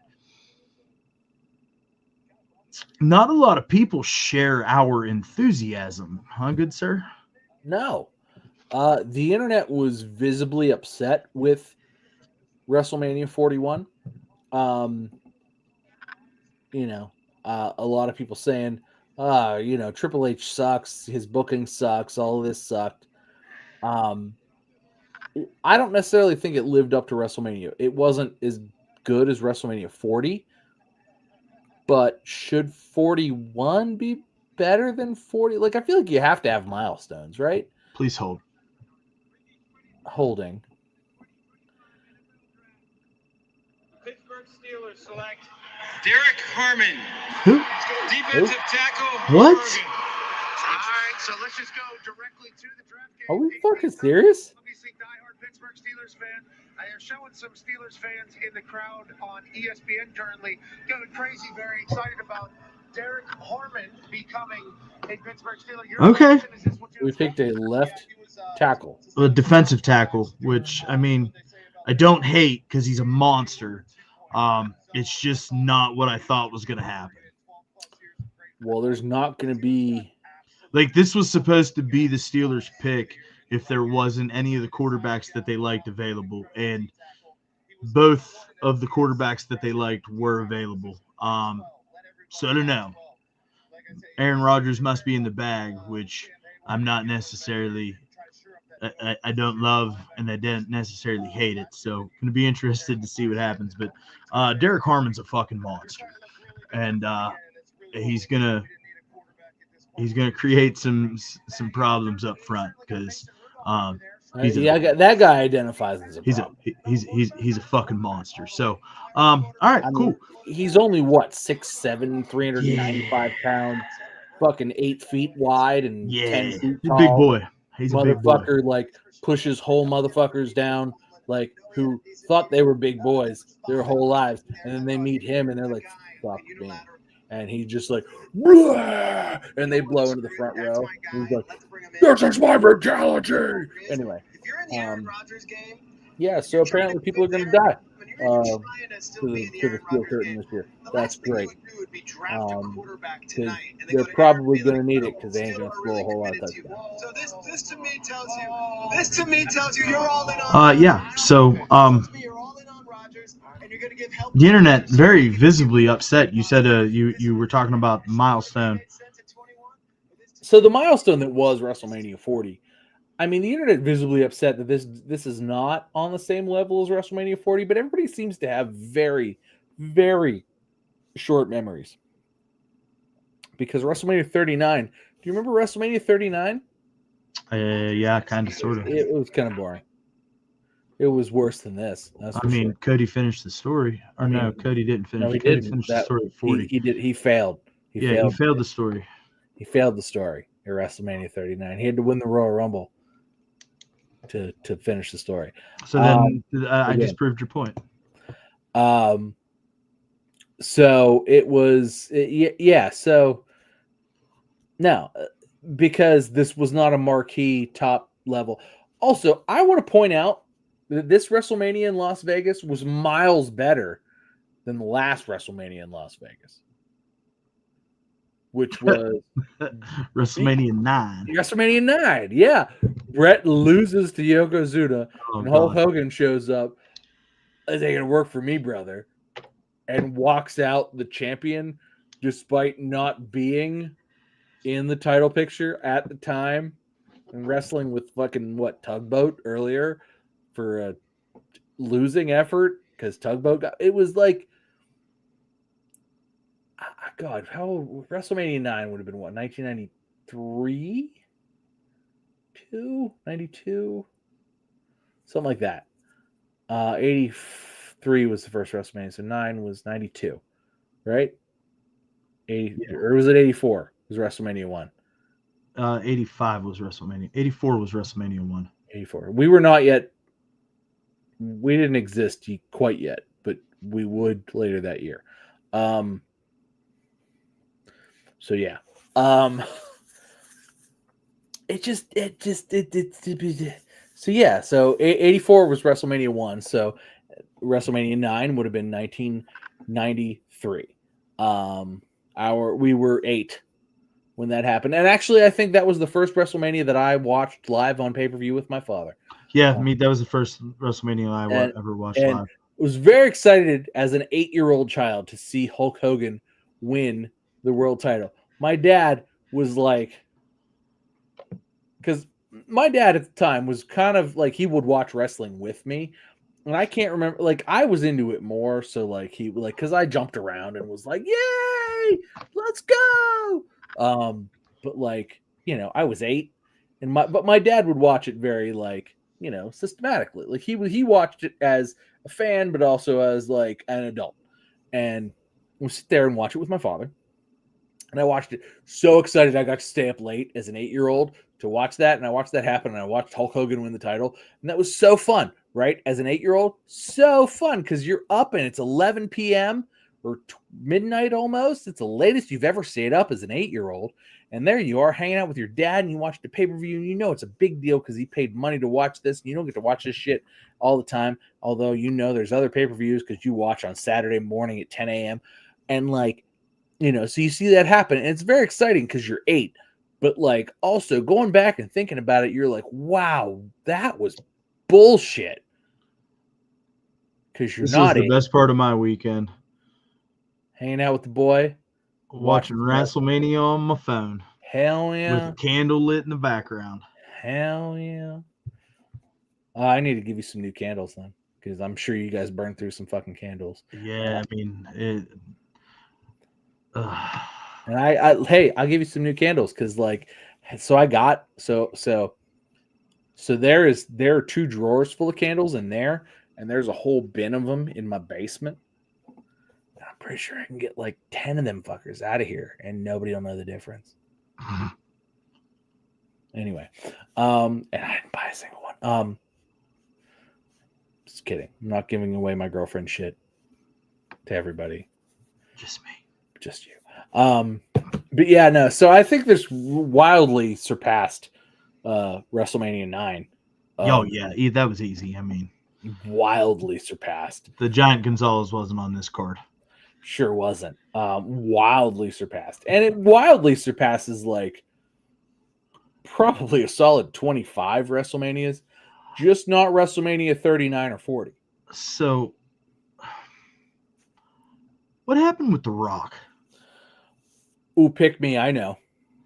Because like I was, by the time all this broke, I was kind of burned out. I needed to hit the reset button so that I could be ready to do this, just because like, with the power outage and trying to keep up with everything and just regular you had to watch life like this.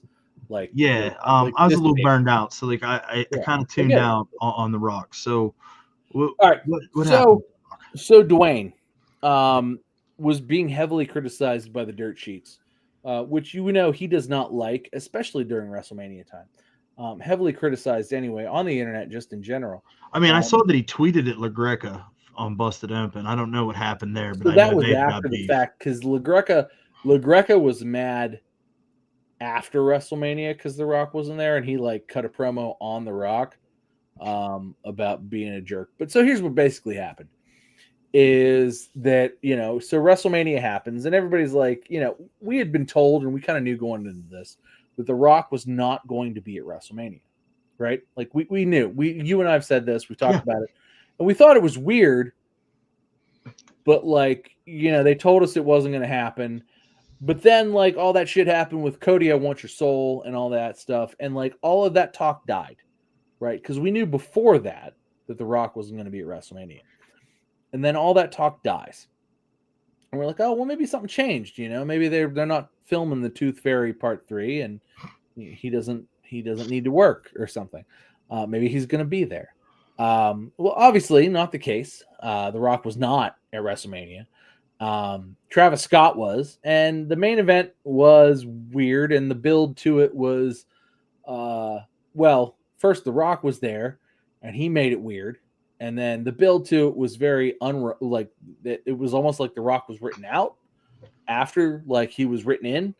He was like tied in, and then he was like immediately untied, and like we never talked about the fact that The Rock was part of it again.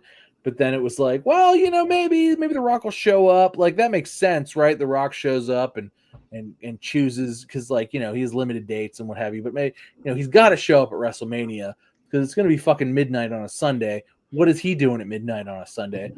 But, like, he's doing TikTok dances with his little girls, which is, you know, fine. And you know, I'm not opposed, like, be a good dad to your kids, but, like, also, why did we cut 2 45-minute promos and talk about stealing souls if you're not going to be there to collect said souls, or titles or champions or anything like Because that? Ari Emanuel called because Backlash tickets or Elimination Chamber tickets, Elimination Chamber ticket sales were low.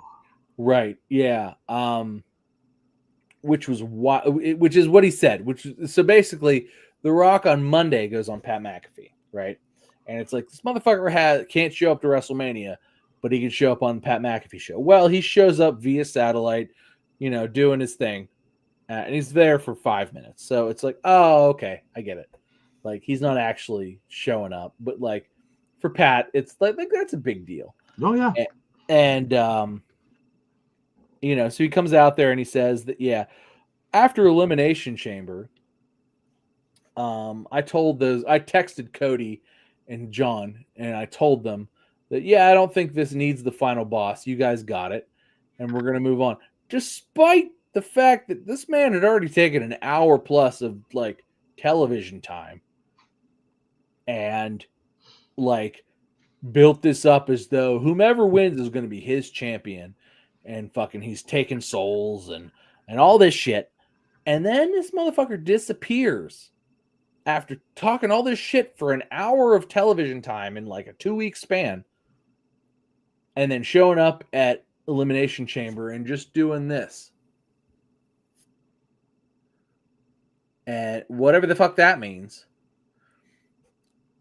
And now everybody's like, so all of that means nothing? Because not only did he not show up at, like, the grandest stage of them all to sort of, like, solidify what the fuck was happening in this story, but, like, he then dismissed it as though the final boss didn't need to be there. So you're telling me this guy showed up to, like, just kind of fuck everything up? Yeah. Because he wanted to? And, Yeah. and I think this is true, honestly. The guy just kind of showed up to fuck everything up and then was busy filming the Tooth Fairy Part 3 and didn't come. So Tooth Fairy can't come to WrestleMania. I mean, to be fair, I wouldn't want to be in front of that crowd either, but, you know, fucking Tooth Fairy 3 is more important. Direct to Prime. Direct to Amazon Prime, Tooth Fairy 3.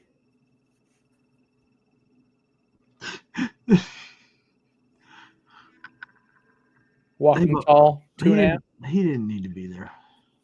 No, I honestly, it's better that he wasn't. If I'm being honest, the fact that they wrote him out of this made it better.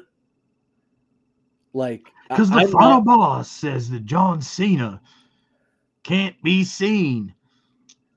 Right. Like, I in my heart of hearts, I do believe that this is the better result, that he was not there, and they wrote him out, and they said, hey, this shit just isn't working. Like, what if the only person that can stop John Cena and save professional wrestling is the final boss?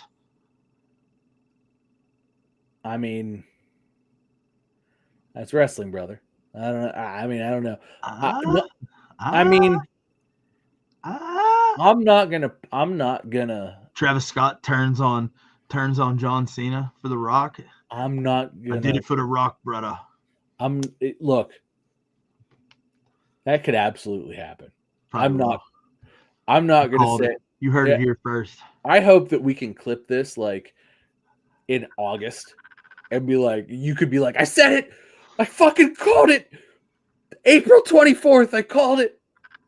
I said 4 months from now, the fucking Rock was gonna be the one to save wrestling and take this off of John Cena. I can see the in-ring promo now.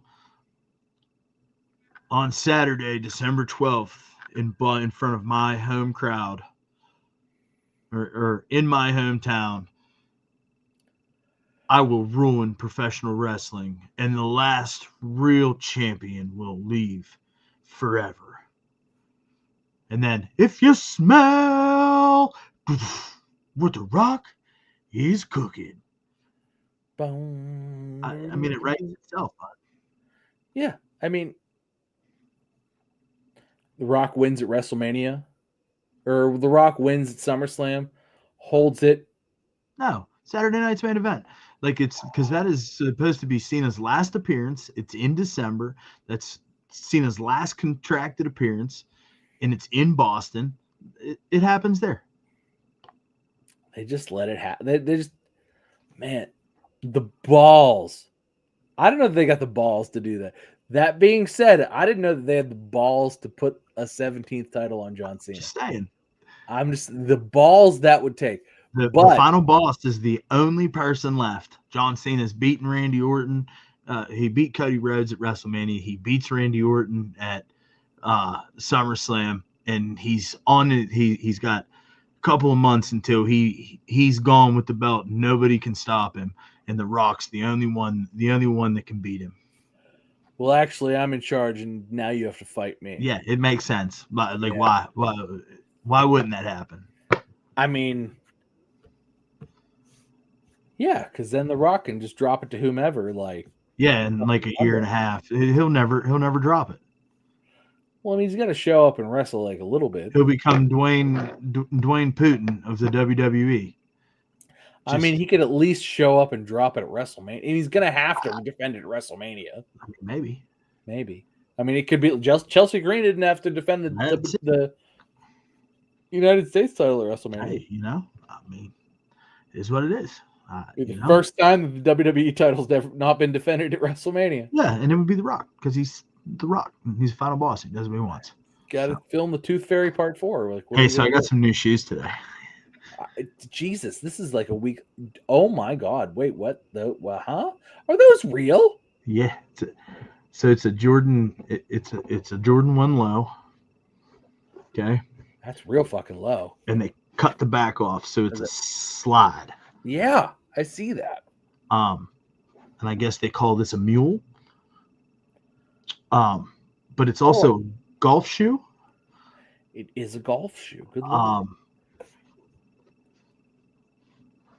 And like, I didn't pay a lot of money for these in terms of Jordan shoes.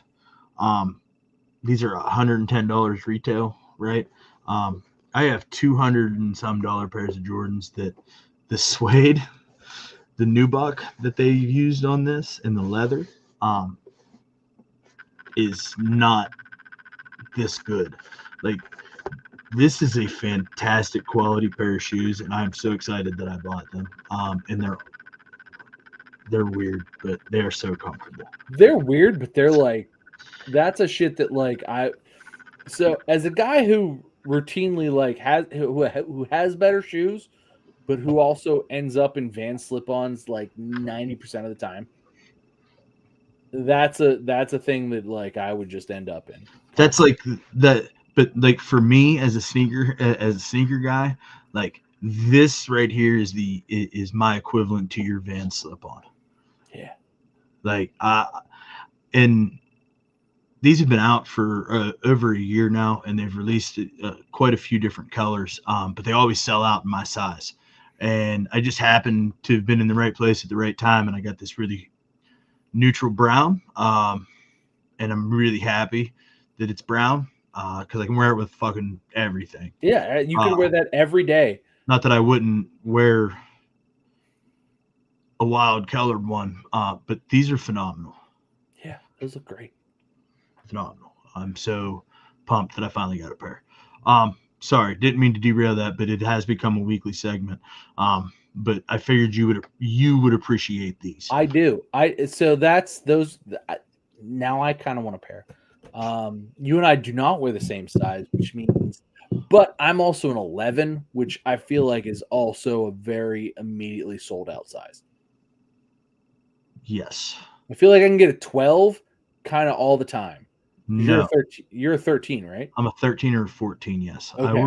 I got 13s in these, and I was unhappy with it at first.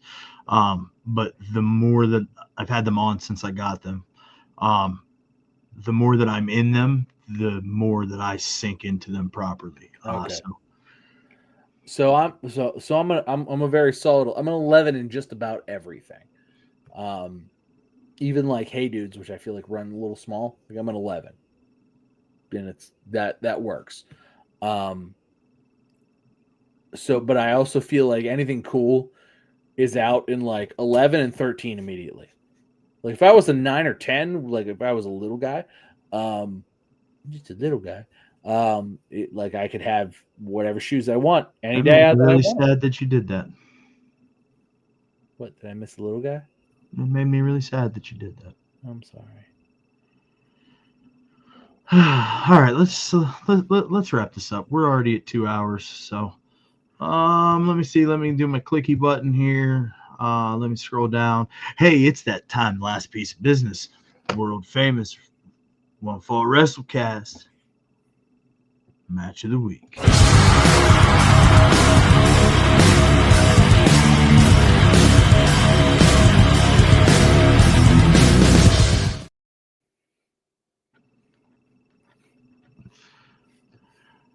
Made myself dizzy that time.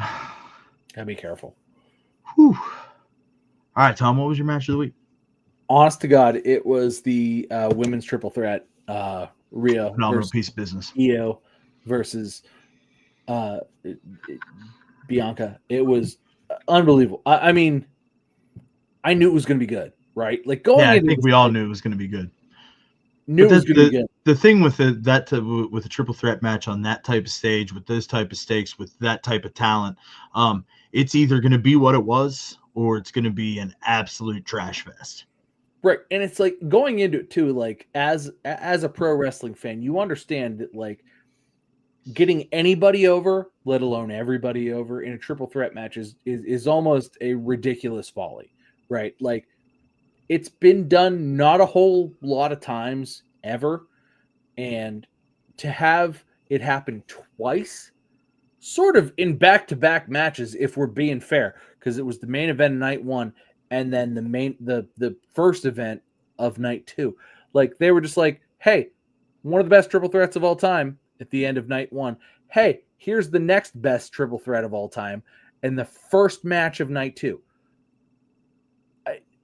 I mean, it was like they aligned all the stars, because like, how do you even like, because there's some luck that goes into pro wrestling, right? Like you need a little bit of lady luck on your side to have a top tier match, right?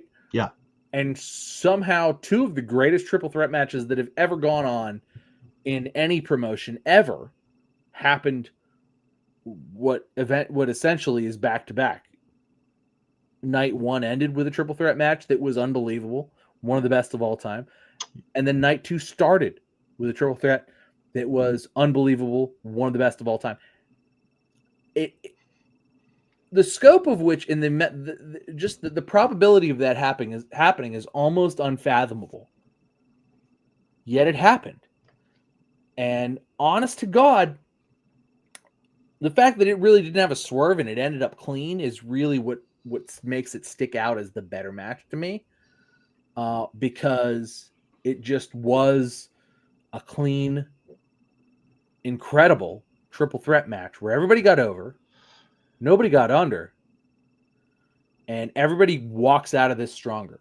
And going into that seemed probable but unlikely, and they fucking not only they knock it out of the park, they knocked it like, okay, if you were to hit a home run at PNC Park in Pittsburgh, Pennsylvania, and knock it out of the park It doesn't into the happen there river. very much unless you're wearing an away jersey. Yeah, unless you're wearing an away jersey. Somehow they didn't even knock it into the river. They knocked it over the river, and it bounced around on like, in like the downtown area on like, the 10th Street bypass. Like it hit the 10th Street bypass and like rolled around a little bit. That's how hard they knocked that shit out of the park. It was so fucking good. It was so fucking good. Like, and it set the tone for the rest of the night because everybody was like, shit, how do we follow that? We gotta go. Like, we gotta go hard. Fuck. And except for John Cena and Cody, they were like, well, we're just gonna hey, yeah. It's like everybody else went hard. This ain't for us. But yeah, I mean, everybody else was like, fuck, we gotta go. Shout out to Joe Hendry though, because I still believed until he got an RKO, and then I saw that it was like, well, it was coming, And then it happened again. and it happened again. And then Orton did his spin and hit his own pose. I think he was all gassed up. I watched him do an interview with somebody. He was all gassed up about it. Who, Hendry? Yeah, he was all gassed up. Joe It was Ariel Helwani. He did an interview with Ariel Helwani. Joe Hendry thought that was the best spot he could have ever been. He loved it. And honest to God, good for Joe Hendry. Joe Hendry deserved those flowers. Joe Hendry got what he deserved. And I love it. I fucking love it. I have a Joe Hendry shirt. I've worn it on this. I love it. Fucking love it. Anyway, go on. What was your match? Walter, what was your match of the WrestleMania? My match of all of WrestleMania week was none other than El Grande Americano versus Rey Fenix. I think that we gushed over this match earlier on. The so fun. Identity of El Grande Americano, possibility of it being Chad Gable, and like how impressive it would be if in fact Chad Gable is El Grande Americano. I'm not saying that he is. I'm not saying that. I'm just saying the thought that they're the same person but they're different, that shit's impressive. And those guys fucking killed that match. And the big stage and the bright lights and their WrestleMania debuts did not scare them. And we, the fan, benefited. That I'm going to say it again. That kick after he walked the rope and kicked him in the head and then immediately sold it because he kicked the steel plate. I was like, oh my God, what a brilliant, like that was the most brilliant spot of WrestleMania. It was everything that the fans, the real fans, nobody in the arena caught that. Everything that the real fans, it wasn't an arena. Nobody in the stadium caught that. This guy, the real fans. This guy. That was for us. All right. This guy. Like, fuck you, Las Vegas. I hope WrestleMania never comes back. That crowd wasn't that bad. I hope WrestleMania never goes back. They weren't great, but they weren't that bad. I hope WrestleMania never goes back to Las Vegas. All right. If you're still hanging out with us, man, I appreciate you. You know, unlike Tom, I appreciate a good audience. And we want you to stay around. So I appreciate a good audience too. That wasn't the audience in Las Vegas. Listen, if go home, whomever you were. If you went to a WrestleMania event, this fucking guy in Las Vegas, go home. I'm trying to thank the people. Okay, well, except for the ones that went to WrestleMania events in Las Vegas. I thank all the other people. Okay, except for those ones. The crowd wasn't that bad. It was fucking abysmal. Anywho, we appreciate you. If you could hit that thumbs up button, but fuck them still. That'd be pretty sweet. Check us out. wherever you enjoy listening to your podcasts, right? I think we're a pretty decent little car ride, you know. Um, yeah. Check us out over on Twitter and Instagram at @1_fall WC. That's ONE. I didn't do the finger wag. How long until we see her in WWE? And yeah, man. As always, thanks for hanging out. It's all love. We'll catch you next week. One Fall WrestleCast. Hi, man.